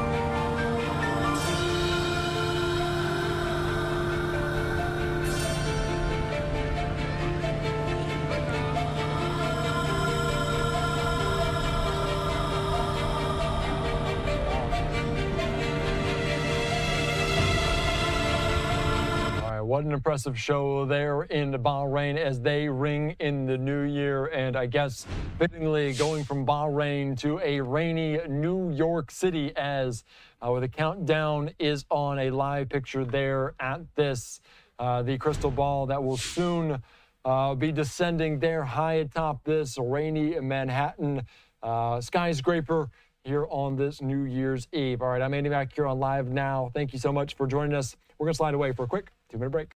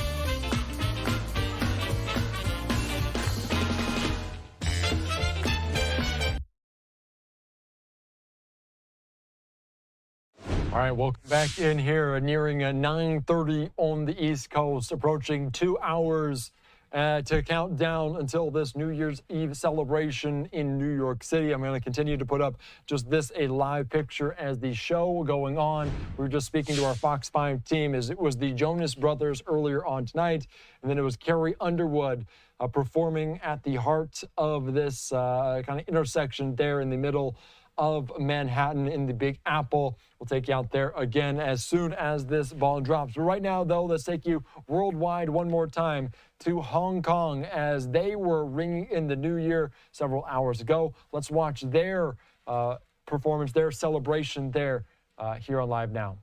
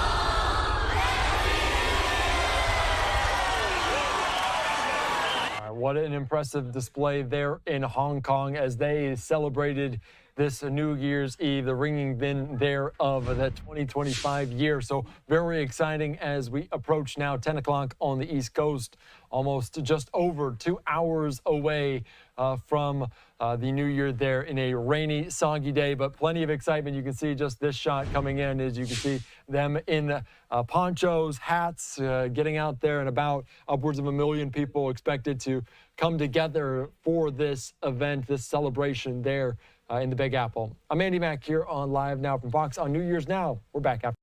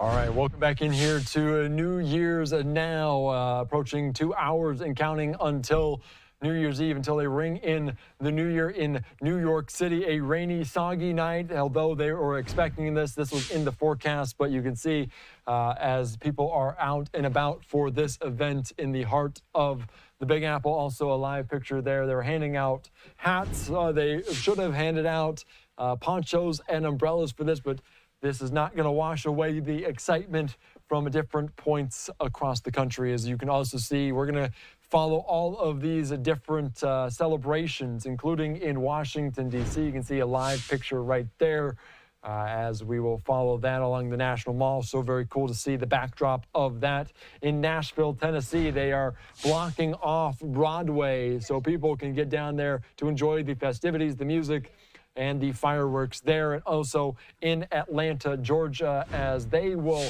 have their own peach drop. And of course, we're talking about different celebrations and different traditions around the country for different sorts of things. The iconic one in New York City is that crystal ball being dropped, but in other parts of the country, they do it in their own unique, eclectic way as well. We've heard about the peach, a potato drop in Idaho, a pine cone is dropped in Flagstaff, Arizona. So plenty of different things for around the country.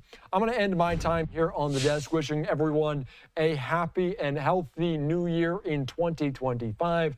I will pass the baton off to my colleagues Austin Westfall and Christina Evans to carry you through all of these amazing celebrations around the United States, moving east to west. I want to leave you, though, with my favorite of the last several hours, that being from London and the United Kingdom. It was an impressive feat as the London Eye, Big Ben, struck midnight over there as they welcomed in 2025. Let's take you out to this from earlier.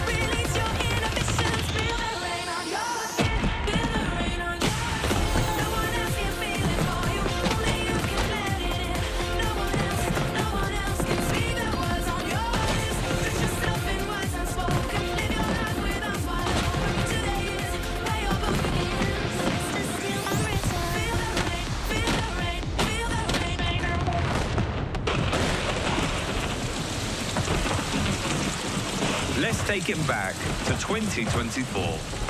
We're going in search of summer, but no sign of that across the UK, that's for sure. It's been one of the soggiest summers on record. Why does it always rain on me?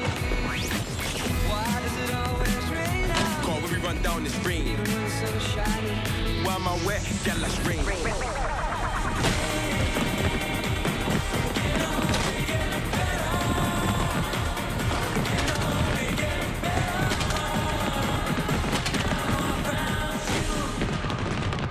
skies are grey, hope is the way. We needed something to brighten up the summer, and this is it.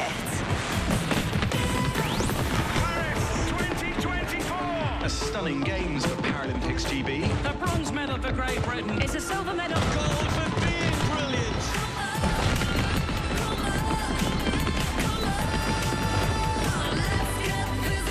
Welcome to the final of Euro 2024. A moment of brilliance from Birmingham.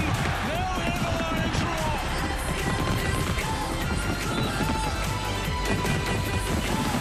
When I met you in the summer. That's rap.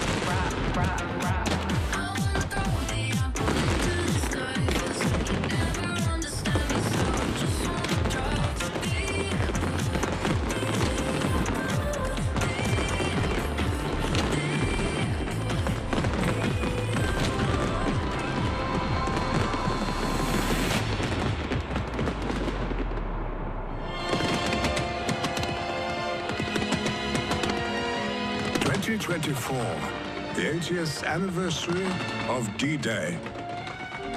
We were fighting for freedom. Freedom for everyone, not only for us. I feel very proud I did something for peace.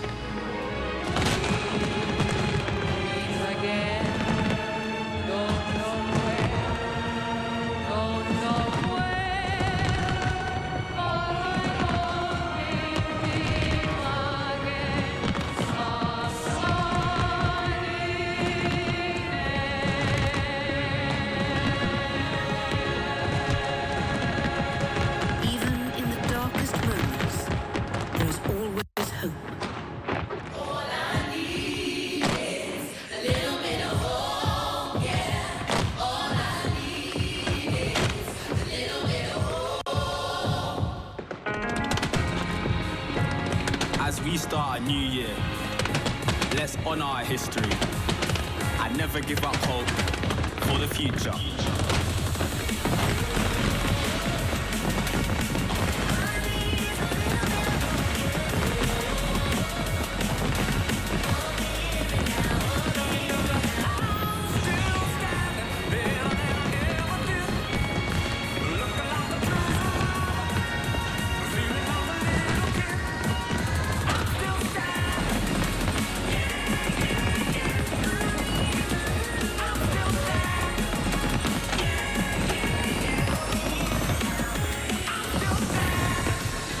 No matter what happens, London will always be a city of hope and a place for everyone.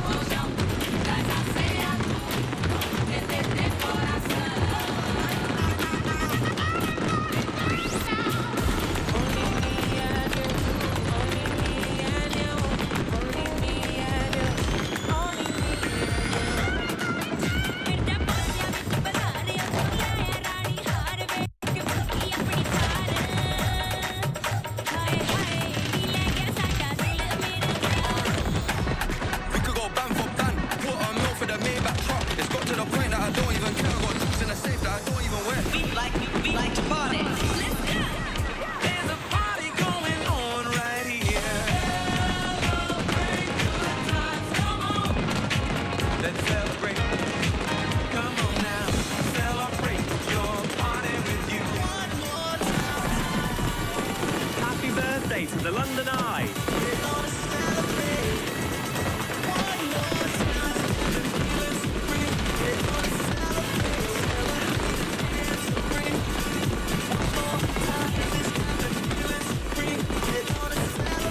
The London Eye, celebrating 25 years in London skyline.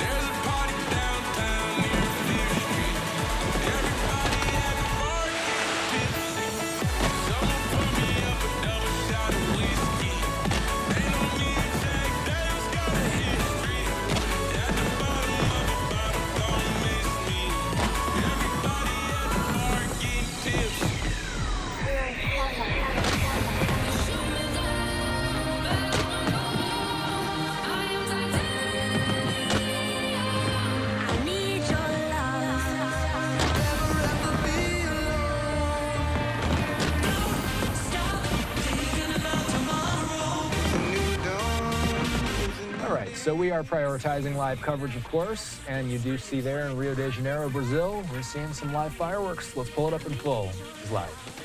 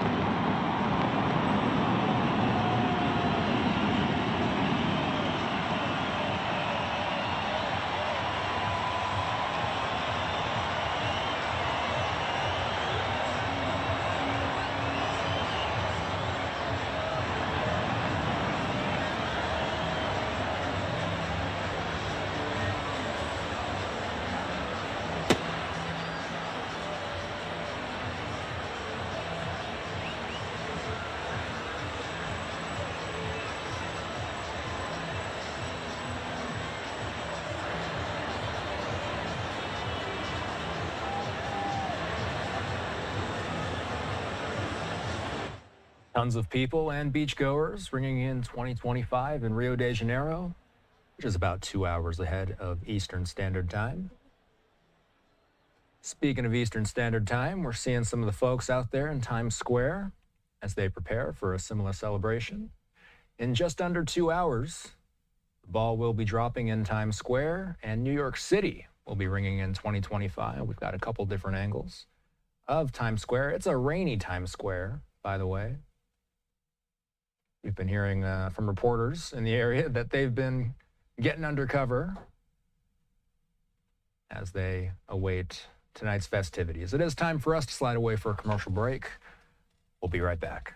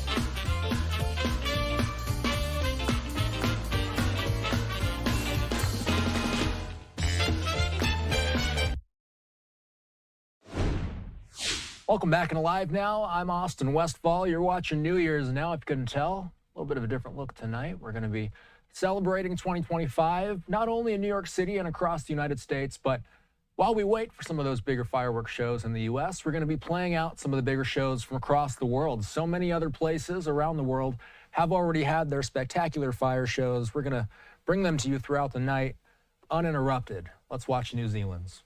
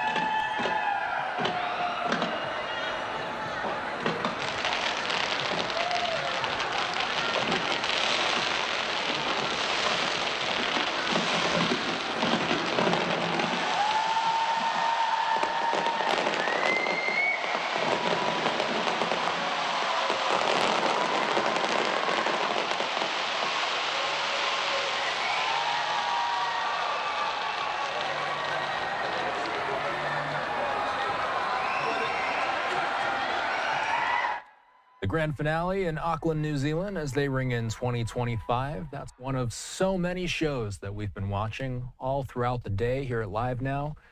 Of course, we're keeping an eye on Times Square. That's where, in about just over 90 minutes, the ball will be dropping.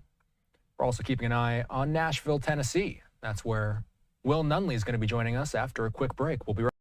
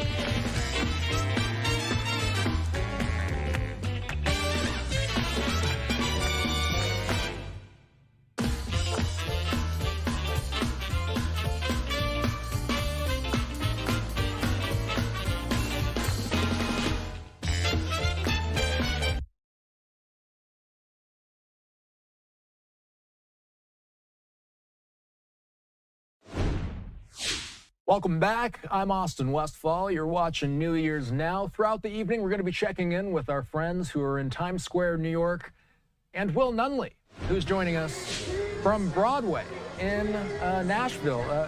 By the way, Will, I got to say, that's a fabulous hat you got on there. I'm going to join you in the festivities. How's it feeling out there? Where are you? Tell us a little more. I tell you what, Austin, this is one of the biggest parties in all of America happening on Broadway in America's Music City tonight. Welcome to Miranda Lambert's Rooftop Bar, by the way. She has a great place here. We have about 3 floors of nothing but nonstop party. That's what's happening behind us. We got a great band on stage, and just think about all of the thousands of people right now that are inside all of these venues. Nashville is packed tonight. Not only the bars, but all of the hotels, the dozens and dozens of big hotels we have here.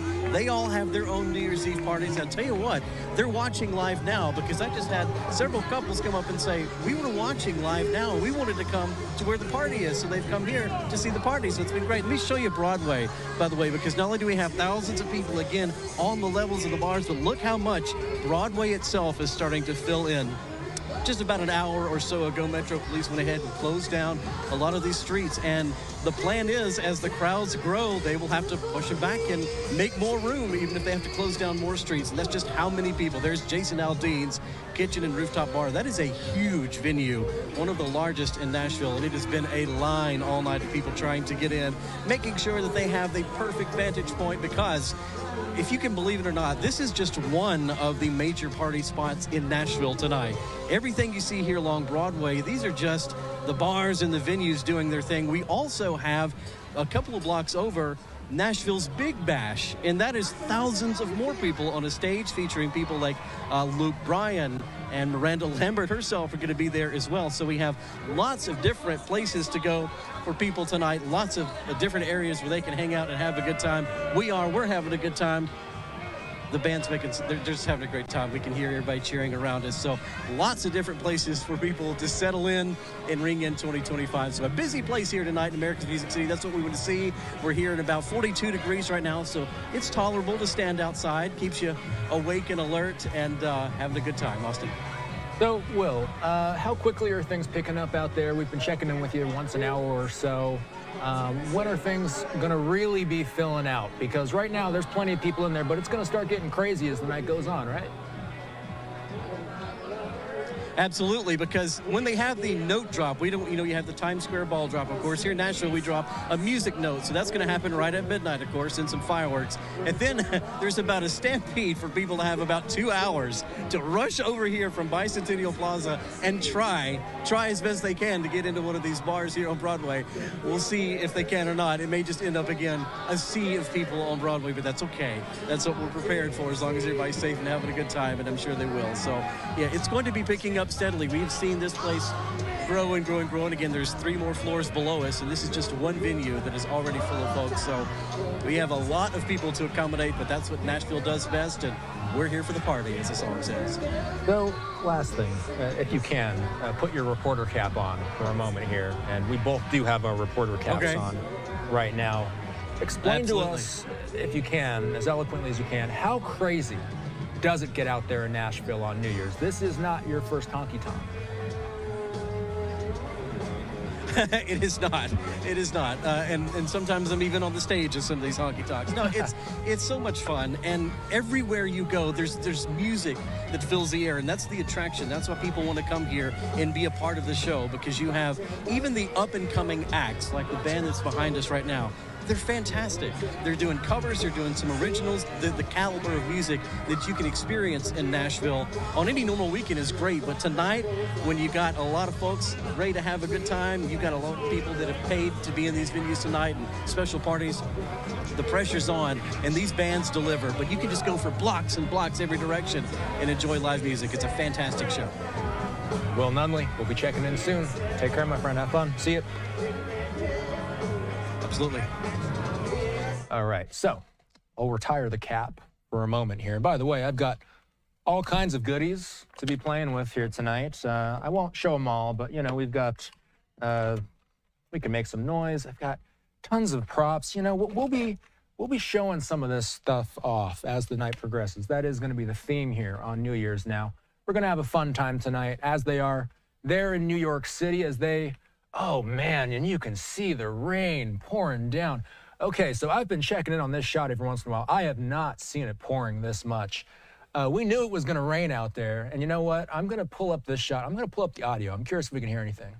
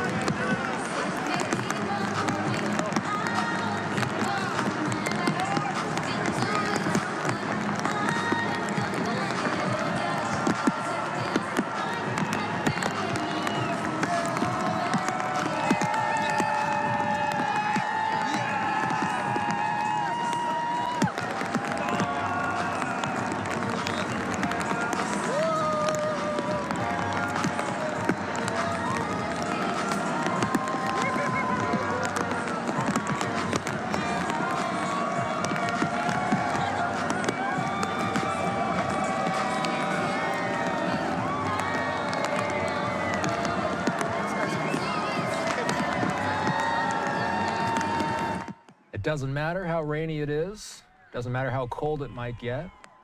People are there for an experience of their lifetime, so they're going to push through and they're going to watch that ball drop in just under 90 minutes in Times Square. We've got a look, by the way, of the ball. It's high above Times Square. We'll be, of course, checking in with Stephanie Bertini, who's on the ground for us there, hopefully staying somewhat dry. We'll also be airing the ball dropping in real time as we ring in 2025 on the East Coast. We'll be right back.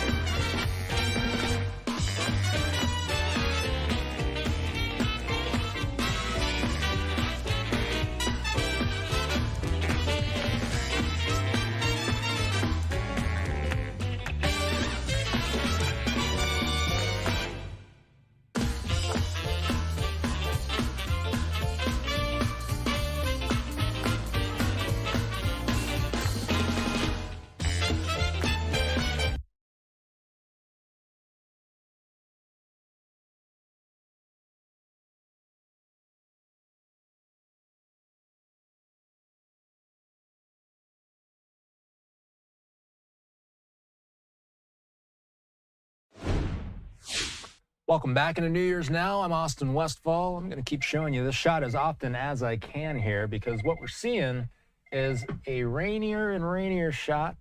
We actually saw quite a bit more rain, and now that I'm getting a closer look at it, it looks like some of it subsided a little bit. Definitely a little bit of a reprieve for folks that are trying to be out there and not be cold and miserable as we await, and this is our, that's our further shot. So we've got people, they're still having fun out there. I'm going to bump this up a little bit. I enjoyed listening into them last time. Let's keep watching. This is live in New York City.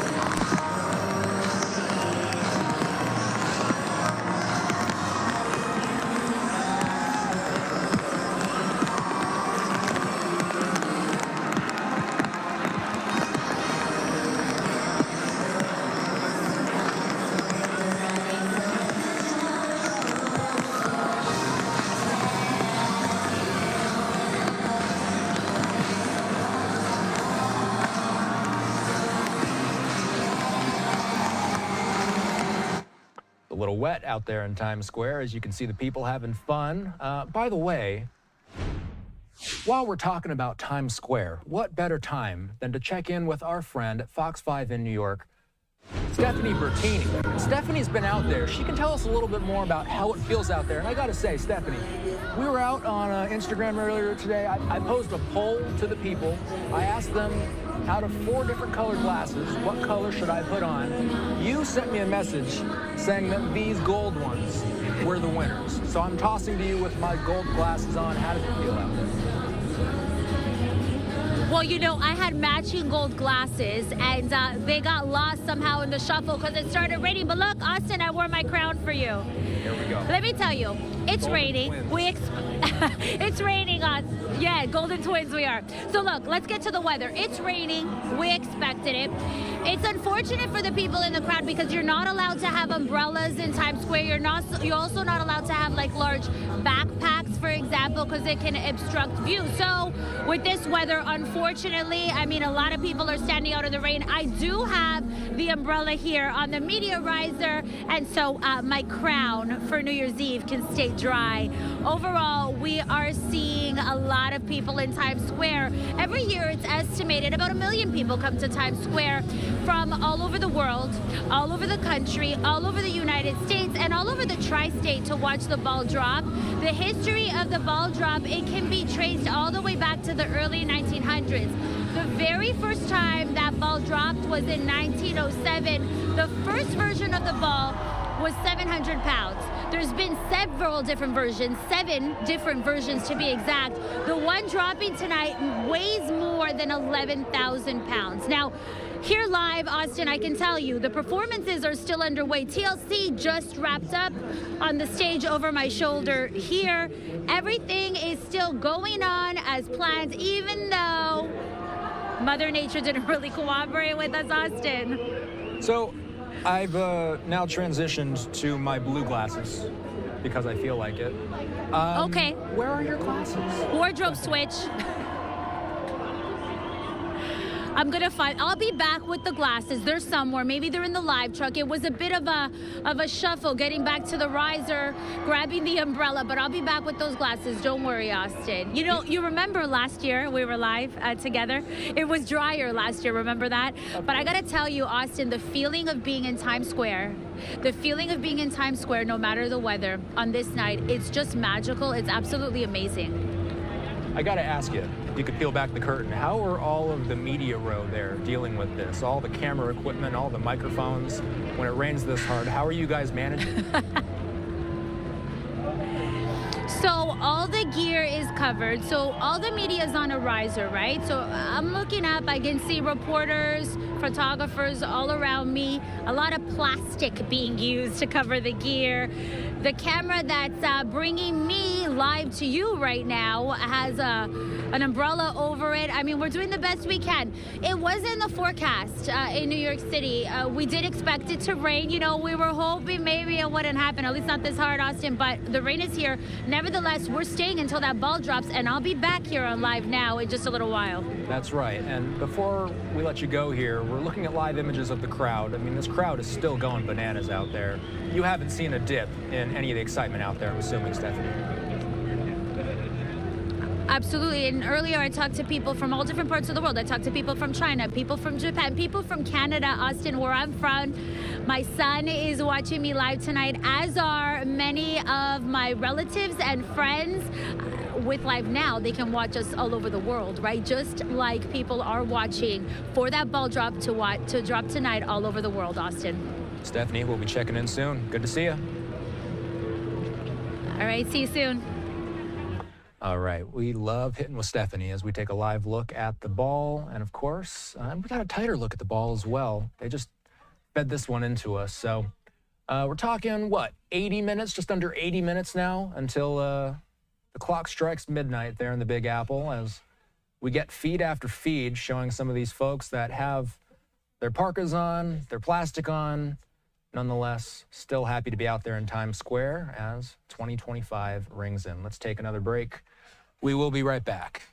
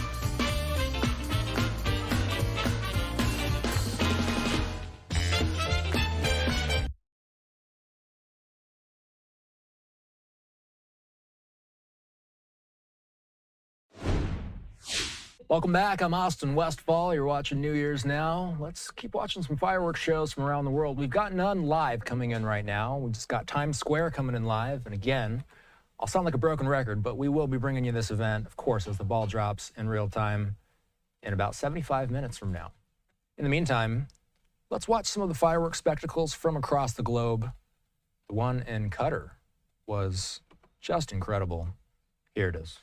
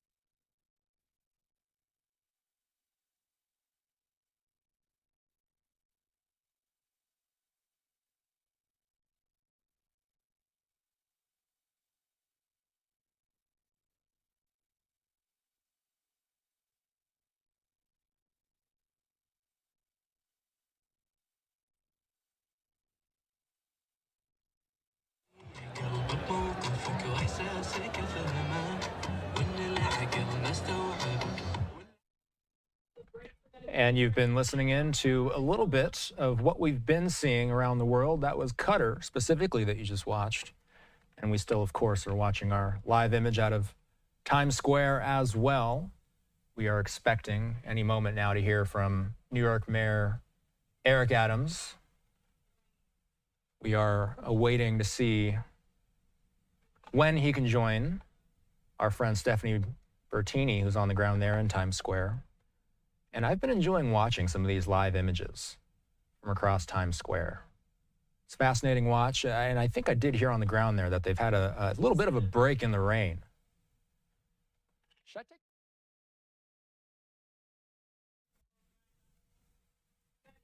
And you know what? While we're here, guys, we've got a question to ask you about Times Square. How large is the Times Square New Year's Eve ball in diameter? 12 feet, 15 feet, 17 feet, 22 feet. If you want, pull out your smartphone camera, point it at that QR code on your screen. It'll take you to a page where you can vote now, submit your answer. Or if you don't want to do the QR code, you can go to livenowfox.com/connect as well. Early returns so far showing a split between 12 feet and 17 feet. What's the real answer? We'll see if our audience can guess. Again, that QR code on your screen will take you right to our vote tab where you can vote. And for now, let's listen into some of the sights and sounds, raw, uninterrupted for a moment in Times Square. You're looking into this camera, and we're going to say Happy New Year's when I say 3, 2, 1, okay? In 3, 2, 1, Happy New Year! Back to you, John. I'm here now with the host of New Visions Feliz 2025, Raul de Molina. Welcome, Raul. Welcome, welcome. It's a great pleasure to be here. I've been doing this for 29 years, 28 years for Univision. Wow, what an accomplishment. 29 years. What are your favorite memories from being there in the 29 years? Well, 2018 when it was raining like today. Oh, but you know what? The wet New Year's is for good luck for the next year. That's what I like to say, you know? Wet New Year's, great next year. Look, it doesn't matter what happens. It's you're in Times Square. This is the best place in the world to be December 31st. It absolutely is. So, what is one of your wishes for 2025? I would say I wanted to lose weight, that I say every year, but no. I want health and happiness. Health and happiness.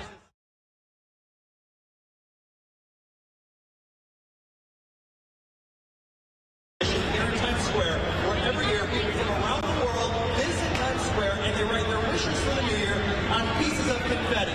Then at midnight, all that confetti is actually people's wishes floating down on us. We have some right here, Raul. Let's read some. Vamos a ver, estos son los latinos que están aquí en Times Square en Nueva York.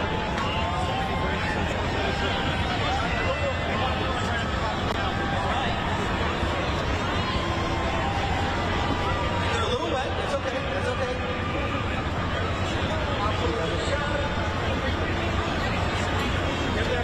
Okay, how about this one? How about this one? Deseo visitar Punta Cana en República Dominicana con mis hijas en el 2025. Flor de San Antonio, Texas. That's from Flor. Por la aceptación y la compasión hacia todos. Reina de Encinado, México. Yeah, that's a good one. One more coming up here. Deseo que Esteban y yo estemos juntos para siempre. Ana, de la Ciudad de México. Those are fantastic wishes. Do you want to say anything to everyone watching at home? Yes, I want to say that I say every year. Gracias al Departamento de Policía de Nueva York Thank you to the Police Department of New York that year after year makes Times Square safe every year. Thank you, everyone. They're here, and that's why there's so many people here, and we're always have a great time. Yep. And you have special people watching across the world right now that you might want to get. All right, you've been listening into a live feed there of Times Square. Let's bring you to the Media Riser, where Fox 5's Stephanie Bertini is joining us right now. And Stephanie, you have a special guest with you. Who do you got? How you doing, Mayor? I do. I have Mayor Eric Adams. Mayor Adams, thanks for being with me again this year. Yes. It's a little wet this year, but you know what? New Yorkers don't mind a little rain. No, we're gonna look. I had glasses. I don't know where they are now. The 2025 glasses. I had a crown. So the only prop that's left because of this rain situation. But I'm ready, Mayor Adams. And exactly, New Yorkers don't stop. The crowd still huge. Yes. Well, you know, in life a little rain will fall, but sunshine will come back out, and we're looking forward to this countdown and moving towards the new year and all the excitement that's going to come with it. Mayor, talk to us about this year.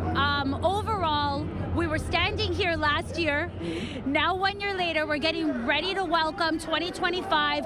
What are your thoughts in terms of what happened in the world and in the city this last year, and what are you hoping for next year? The same. Their ups, there's downs. You roll with them. And this city is so resilient. You know, I was a lieutenant during 9/11, and we saw our center of trade collapse. But on 9/12, we got up. And that is why I get my inspiration from everyday New Yorkers that understand that, you know, life will throw you some curveballs, but, you know, we're hit it out the park.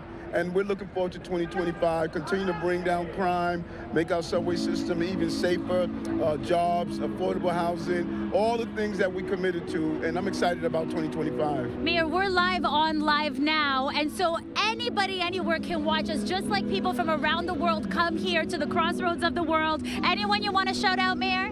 Listen, my family in Alabama, just want to say hello. Look forward to seeing you guys, and, you know, good luck to all. And I've been shouting out my son all night. You remember, he's little, but he's getting bigger, so he's up. He's going to stay up all night. Wow. Jordan, my son, was performing today. I didn't even realize it. I saw him on stage performing. You know, but all you want to do is see your children happy and enjoy life, and I was really proud of him this evening. Oh, that's amazing, Mayor. You know, it's incredible that the performances all went on, but that's what we do. This is New York City, right? That's right. Rain does not stop the show. The curtains go up on Broadway, and we're going to perform to the best of our abilities. So, Mayor, as we get into 2025, you got to tell us, do you have a resolution? Just spending more time. You were just talking about your son. I had a lot of time with Jordan last year, and I want to spend more time with him and just take some time for myself also. But you're not good to anyone if you're not good to yourself. But I want to spend more quality time with Jordan. Mayor Adams, thank you so much for being with us on Live Now. Thank you. All right, thanks. All right, throwing it back to you inside. All right, Stephanie Bertini with New York City Mayor Eric Adams. As always, Stephanie, we appreciate you. So what we're going to do here is we are going to continue on just looking at some of these live images around the city, and we do appreciate Stephanie there grabbing the mayor for a quick little pull aside as we continue watching his city during one of its biggest nights of the year. You know what we're going to do is we're going to keep watching some of the bigger fireworks shows from around the world. We're not getting any live ones in right now, so I'm going to pick one of my favorites that we've seen. We just watched a little bit of Qatar. London had a great one as well. Here's a bit of it. 5, 4,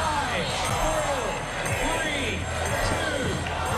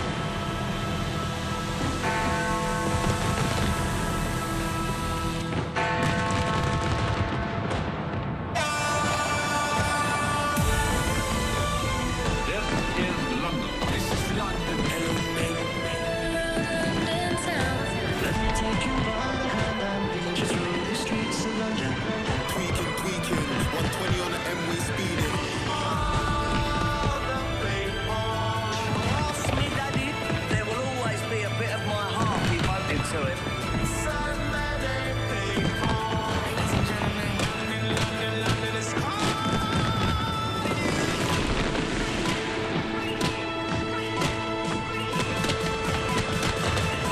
Yeah, open.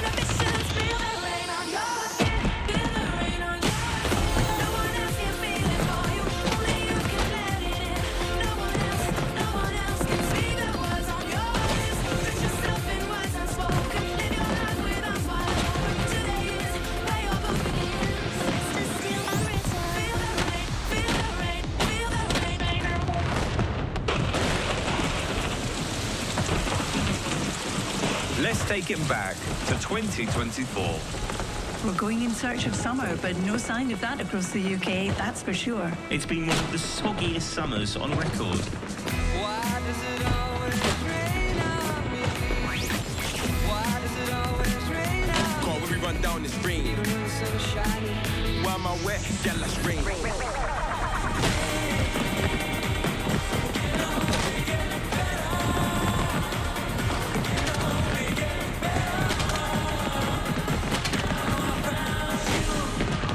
When skies are grey, hope is the way. We needed something to brighten up the summer, and this is it. A stunning games for Paralympics GB. The bronze medal for Great Britain. It's a silver medal. Gold for being brilliant.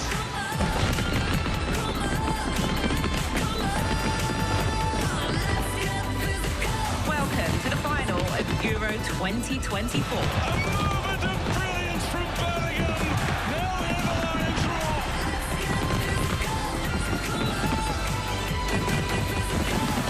When I met you in the summer. That's right.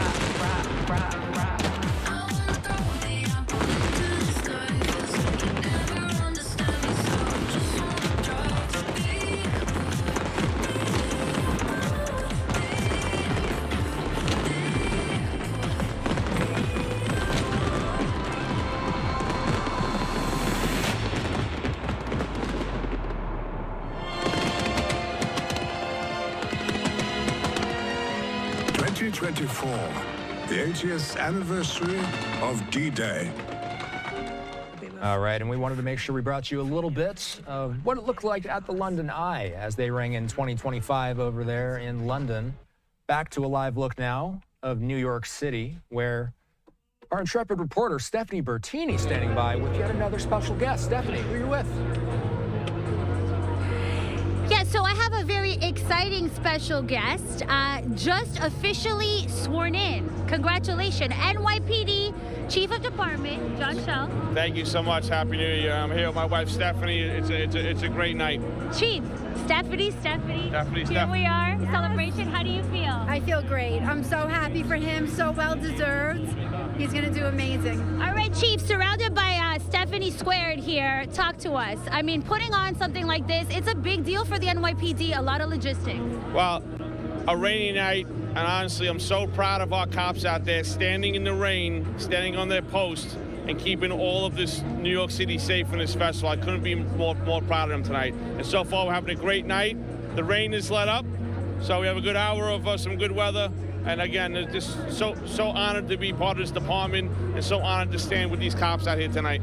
Absolutely, a big night for you. And we know we have cops in uniform and also in plain clothes, right? A lot of eyes on what's happening in Times Square. No credible threats, that's what we've been reporting, but nevertheless, it's about being vigilant.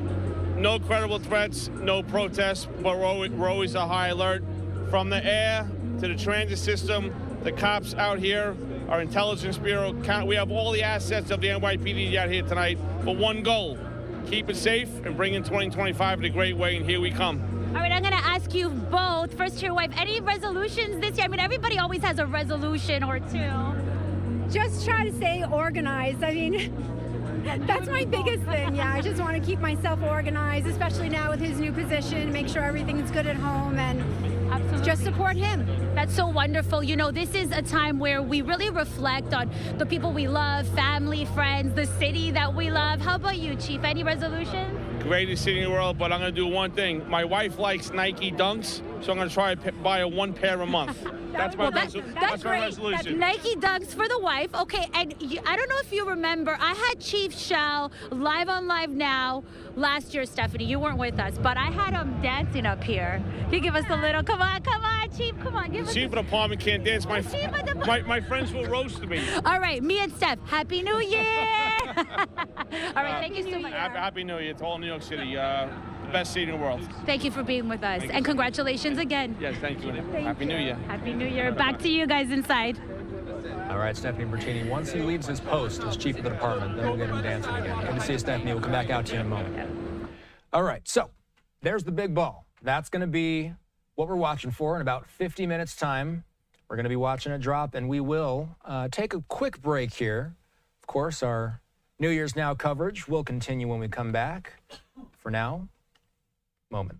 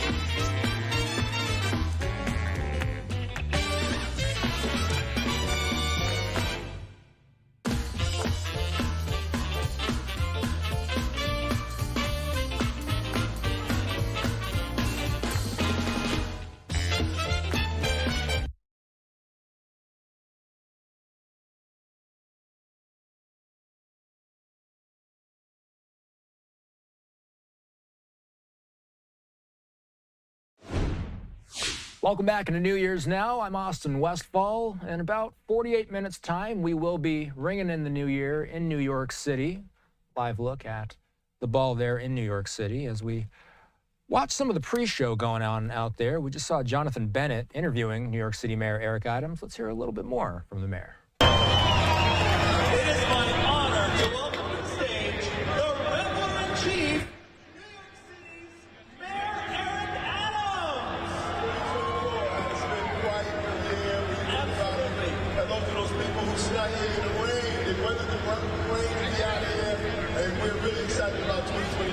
So what are you most proud of from this year? Our records, our amazing deputy mayors and how they were able to move from housing to public safety to revitalizing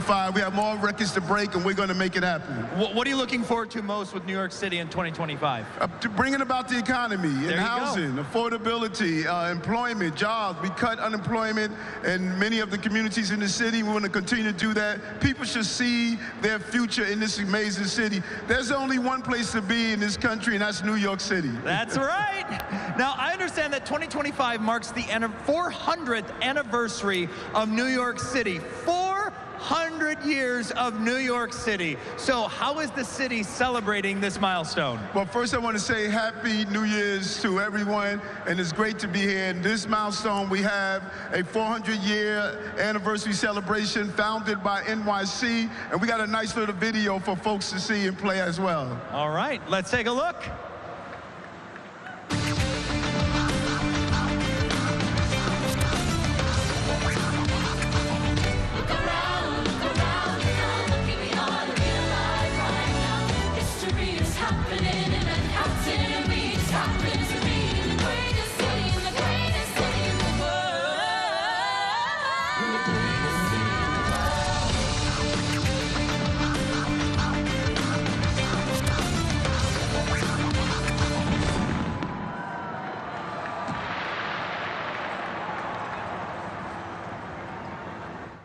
New York City Mayor Eric Adams speaking for a moment there as he traverses some of the media there out there in Times Square. This is a live look. As you see, we saw a lot of rain coming down on this camera not too long ago. Don't quite see much anymore as we take a look at the big ball. Let's keep watching some of the biggest fireworks shows from across the world, including in Hong Kong earlier today as they rang in 2025. Let's watch.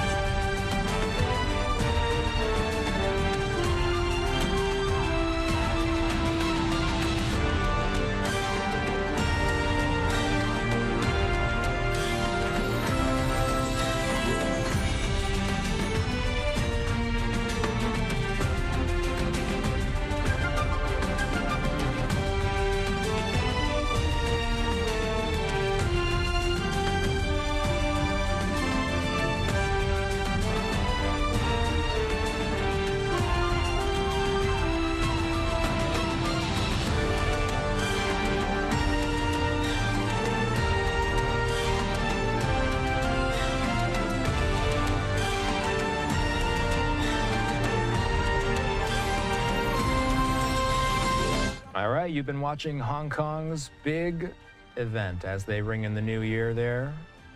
We, of course, are still eagerly awaiting any activity in New York City, just about 35 minutes away from midnight on the East Coast. We'll be right back. We're going to be checking in Nashville.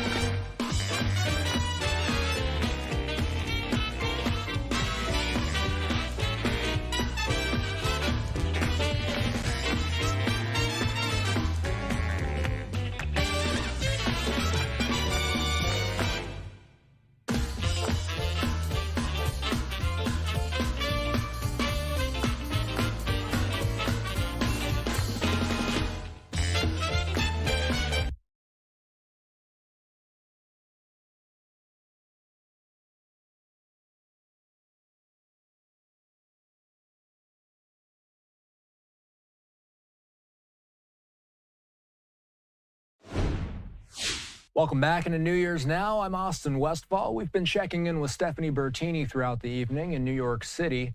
Will Nunley has also been checking in with us from Nashville. He's down there on Broadway, and he's giving us the sights and sounds of what he's seeing out there. Will, getting a little more packed?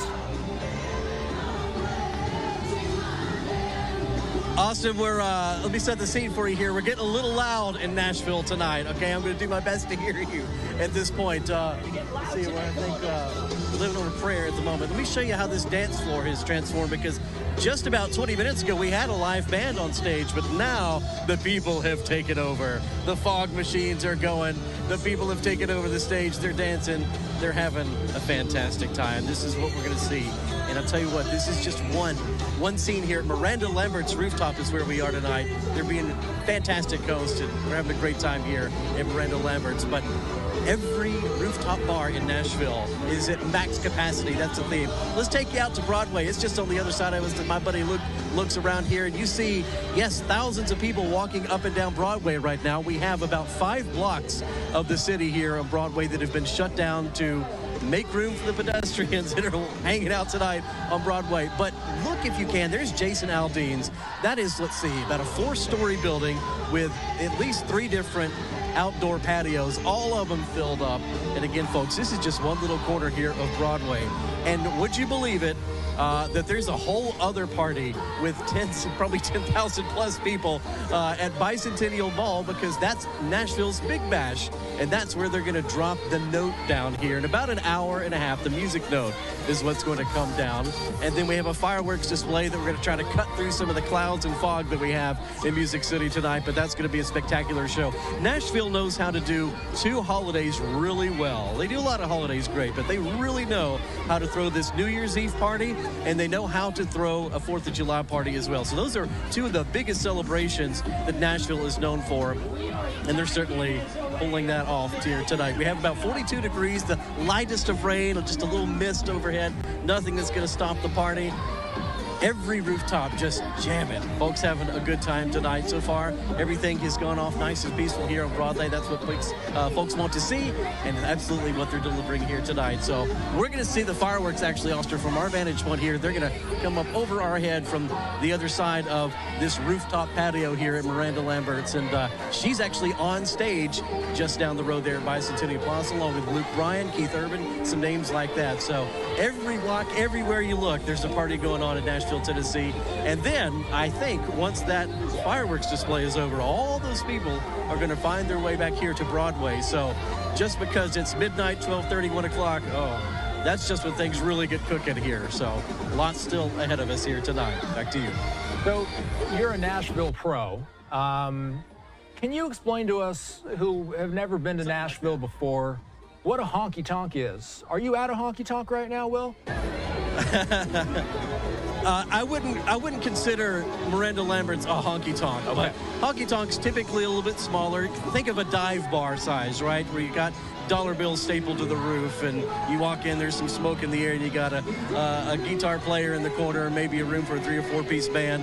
You know, that's kind of a honky-tonk, maybe a little bit smaller size. But it's also just about the music, the vibe, the feeling, and when you have that live music presence. And that's what really is so magic about this city in particular, is because you have so much music in so many spaces, and there's something for everywhere. We got, you know, Don't Stop Believing. We've gone from having a country band up here all night. Now we have a DJ on stage to really help kind of elevate the tempo and bring things up here tonight. So, and that's being repeated. A lot of these bars and venues here, like this one, being 3 different floors, they have a different theme sometimes for every floor. And so you're going to find exactly where you want to party when you come to a city like Nashville, because they've got a scene for you just about everywhere. So, Will, right now we're looking at an overhead shot of Broadway. Can you explain to us, again, for the folks who have not been to Nashville before, explain what Broadway is?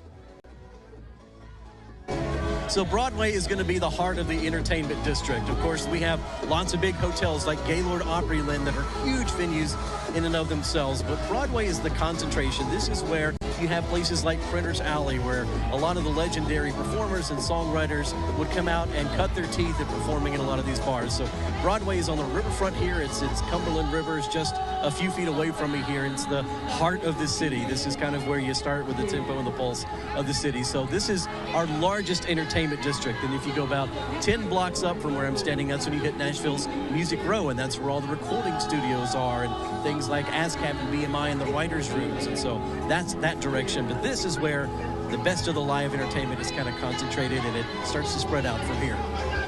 All right, Will Nunley. Can't thank you enough. We'll be checking in soon. Have fun out there, man. I know you probably can't hear me, but we'll talk to you soon, okay? Yeah, it's really loud out there. We were here in Living on a Prayer, pretty loud out there. Let's look at some other live images. We've got a bunch of them coming in. So New York City, as you might imagine, getting rowdier and rowdier. And while we're talking about audio, let's listen in to how loud it is out in New York.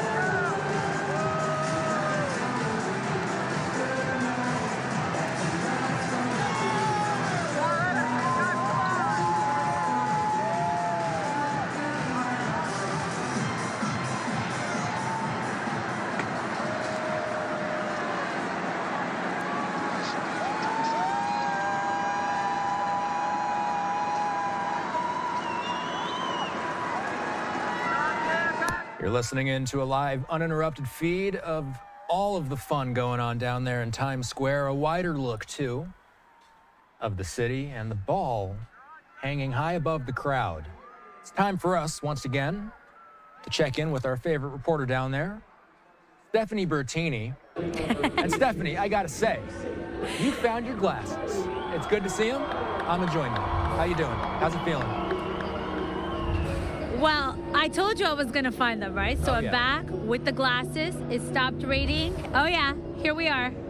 And Austin, how much more of a night could this be? I'm in the middle of Times Square on New Year's Eve. So many people want this experience. Every year, people come from across the country, across the world. And even though it rained tonight, and again, now the rain, it's let up. Let's not jinx ourselves.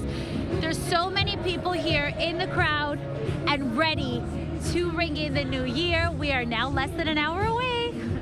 I got to know, do you know who's performing behind you? We see a performance going on over your shoulder. This is, Pete, who is this behind us? Austin, can we, Carrie Underwood, can we zoom in for them? Yeah, you guys want a live look? Carrie Underwood is behind us. Yeah, that's Carrie Underwood. We're zooming in now. We saw the Jonas Brothers earlier, as you know. We've seen a whole lineup. Every year, the entertainment in Times Square is phenomenal. We know that, right? And on top of that, Austin, the energy. People from, again, all over the world. So many people want to be part of this. It's funny because sometimes you'll hear New Yorkers say, yeah, you won't catch me in Times Square on New Year's Eve because of the crowds, right? And it's a lot of logistics, especially when it comes to controlling the crowds. We heard from the NYPD a little earlier here on Live Now. There are those logistics. But look, when it comes to New Year's Eve, here in Times Square, the feeling of new start, something is ending, something is beginning. There's no better place. It is the biggest New Year's Eve party, as you know, in the world. So Stephanie Bertini is not just our annual New Year's correspondent down there in Times Square. Stephanie also does a heck of a job covering New York City and the greater tri-state area year-round for Fox 5 New York. Stephanie, what comes to mind when I ask you, what are some of the highlights, some of the bullet points when you think back to your coverage in 2024? So, you know, throughout 2024, I covered the migrant crisis in depth here through my series, Migrants in America in Their Own Words. So I did a lot of long-form reporting, telling the stories of the people who have come to New York City during what the city has called its migrant crisis. So that took a lot of my time. And then, of course, covering the big headlines, so many headlines we've seen throughout the year, covering those big stories from New York. We have so many eyeballs all the time. And so it's definitely been a busy year work-wise. Last year, I was here, as you mentioned, Austin, you know, New Year's Eve correspondent, you said, covering the ball drop as we welcome 2024. I'm looking forward to 2025, and I always love being here on Live Now because everybody can watch us, Austin, no matter where they are in the world. Stephanie Bertini, Fox's New Year's Eve correspondent. Great checking in with you. Maybe we'll check in with you again before New Year's, but maybe we'll check in with you in 2025. We'll talk to you soon regardless, Steph. Thank you. It is time for us to step away for a real quick commercial break. And I do got to say here, I cut Stephanie off, but let's go back out to her. Because, Stephanie, what was that you were just wearing? I've got you up again. Because show us what you got there. I wanted to show you the crown. Yeah. And, so here's the whole look, okay? All right. So I'll come back if you want before midnight, but after midnight I'll be here. We're ready for that ball to drop, Austin. You're not getting a return video feed from me, but right now I'm wearing my New Year's top hat, and I don't think I've broken out the pink shades quite yet, but here's my full look. You can watch this back on replay, Stephanie. We'll send you the clip in a moment. Stephanie Bertini, we'll be talking soon. We do need to step away for our quick commercial break here as we take a live look. And by the way, I just got to say, yeah, this is a lot of what we're seeing. 19 minutes, T-minus 19 minutes until the ball drops in New York City. We'll be right back with myself, Stephanie Bertini, Will Nunley. We're all standing by for all these big moments. But first,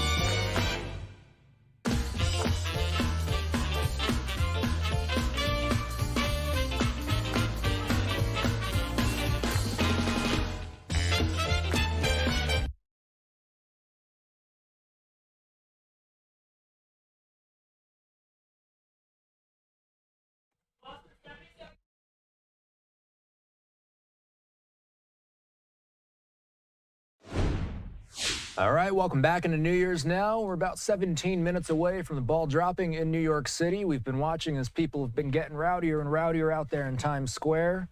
Thankfully, not quite as wet, it seems, out there. Getting a couple different images, by the way, of some of the performances that are happening out there as well. Of course, this is a busy, busy time to be out there. Lots of people were getting drenched earlier this evening, and they are just so stoked. And you know what? I want to pop up the audio. Let's hear some of these folks. Rob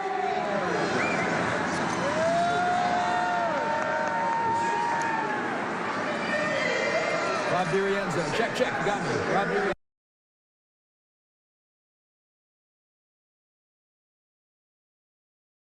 That was fantastic. So Carrie Underwood Reflection is your big concert special coming out. Tell me about it.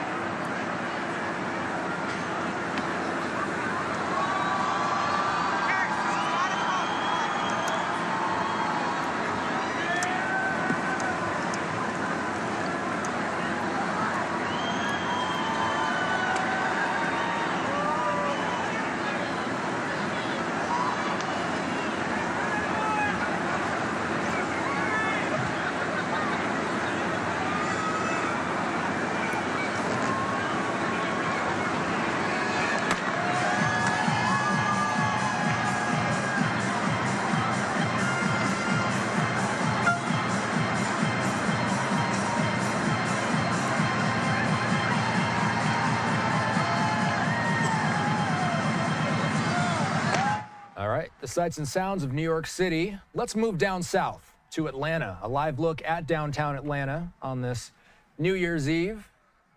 11:46 in Atlanta as we want to check in with some of the bigger cities around the country. Atlanta, they've got a special event happening there. We know about the ball drop in New York City.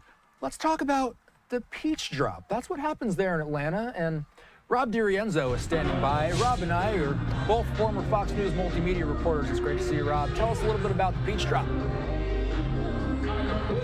Hey, and I don't want to undersell this. This is the largest New Year's gathering here in the Southeast. We are here at Underground Atlanta in downtown Atlanta. Right now, Big Boy is performing. I want to show you that right now. This is one half of the hip-hop sensation Outkast. They're also Atlanta's son. So they're on stage right now, or at least Big Boy is, and the crowd here is just electric. I want to actually show you that big peach I was talking about. It's up there. It's ready to go. And just as you mentioned, in less than 15 minutes now, really, that thing is going to drop and bring in 2025 here in Atlanta, Georgia. So coming back down to me now, the crowd is very packed in here. Not quite as bad as up in New York, but overall there is just so much excitement building, especially after last year the peach drop had to take a hiatus. So yes, it is not as big as the ball drop in Times Square, but here in Atlanta, Georgia, there are probably tens of thousands of people out here now to ring in the new year at Underground Atlanta.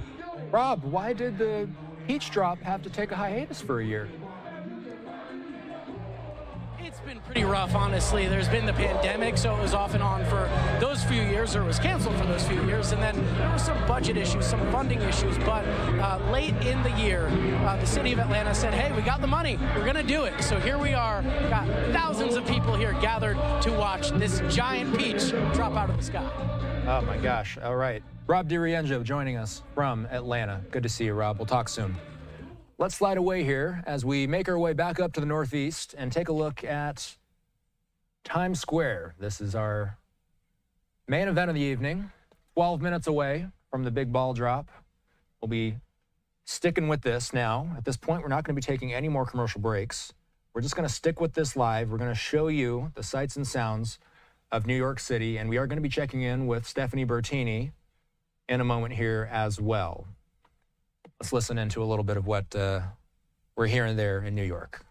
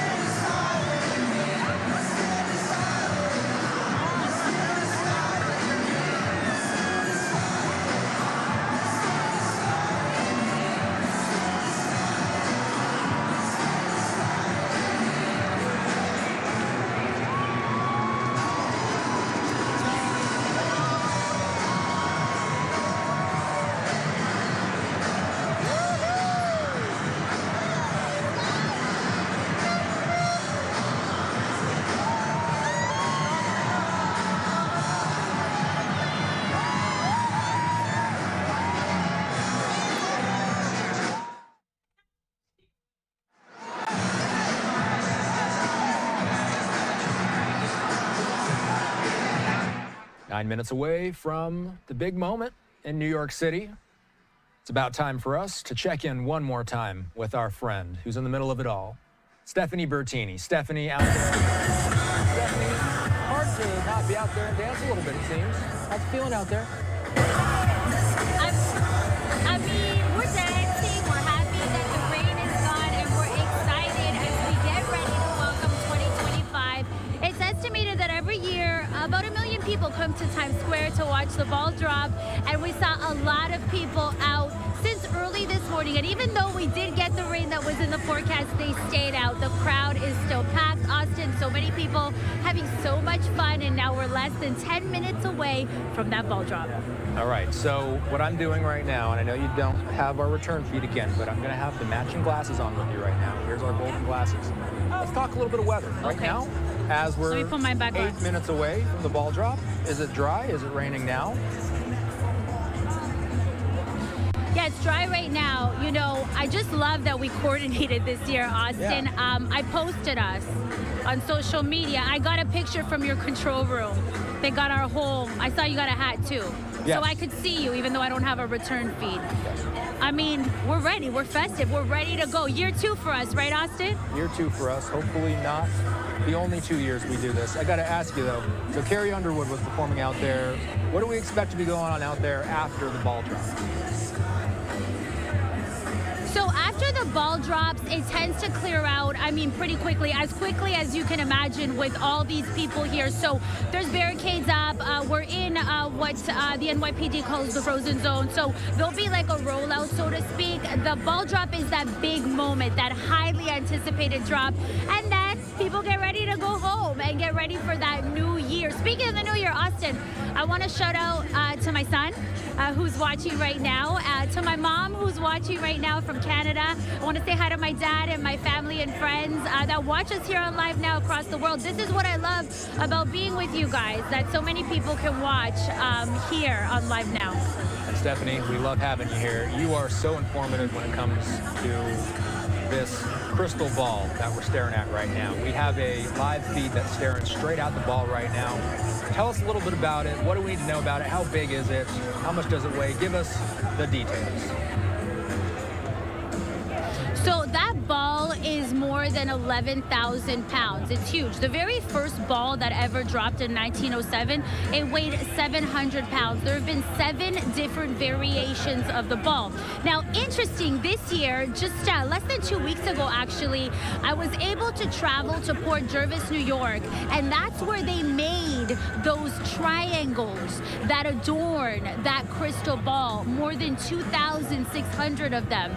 So we went to the glass-making headquarters where they made those triangles. It was actually a very fascinating experience. I filed a report on that. And we see preparations every year up until tonight. Of course, the big night is New Year's Eve, and the moment when that ball drops, we're all waiting for that moment. And this year, we're going to welcome 2025. All right, Stephanie, we asked our audience earlier today, how large is the Times Square New Year's Eve ball in diameter? We gave them 4 options, 12 feet, 15 feet, 17 feet, and 22 feet. And even with the power of Googling things nowadays, people overwhelmingly chose 22 feet. 40% of our viewers said 22 feet, when the correct answer is, in fact, 12 feet. In fact, 12 feet was the answer that got the least amount of votes. So we're staring, we say all this just to say, Stephanie, that this is a huge event with a huge ball. Stephanie, your final takes, your final remarks before we tap into some of those natural sounds out there in Times Square. So look, I said it last year, and I really meant it from the bottom of my heart. As a reporter, an Italian-Canadian kid, to be in Times Square on New Year's Eve, it was always a dream. Last year was the first year that I was assigned to do this. It was amazing. And now back year 2, I gotta tell you, Austin, just as incredible. The energy in Times Square tonight. New Year's Eve, it's the ending of something, but it's also the beginning. And honestly, it's just such a magical experience. So much happiness, so much joy, so much excitement. That's what I've witnessed tonight, talking to people from all over the world, and we are so excited as now we're inching closer to that ball drop, Austin. We are hearing Imagine by John Lennon. Played behind you, Stephanie. That means it's about time to get this underway. We'll be checking in with with you in 2025, Senator. Thanks. Let's take a live look at some of these images from around Times Square. What we're going to be doing here is we're going to just switch over and play out some of the raw footage of what we're seeing at this point. We're going to let you listen into this event uninterrupted. Got about 3 to 4 minutes left before this thing drops. Let's listen in.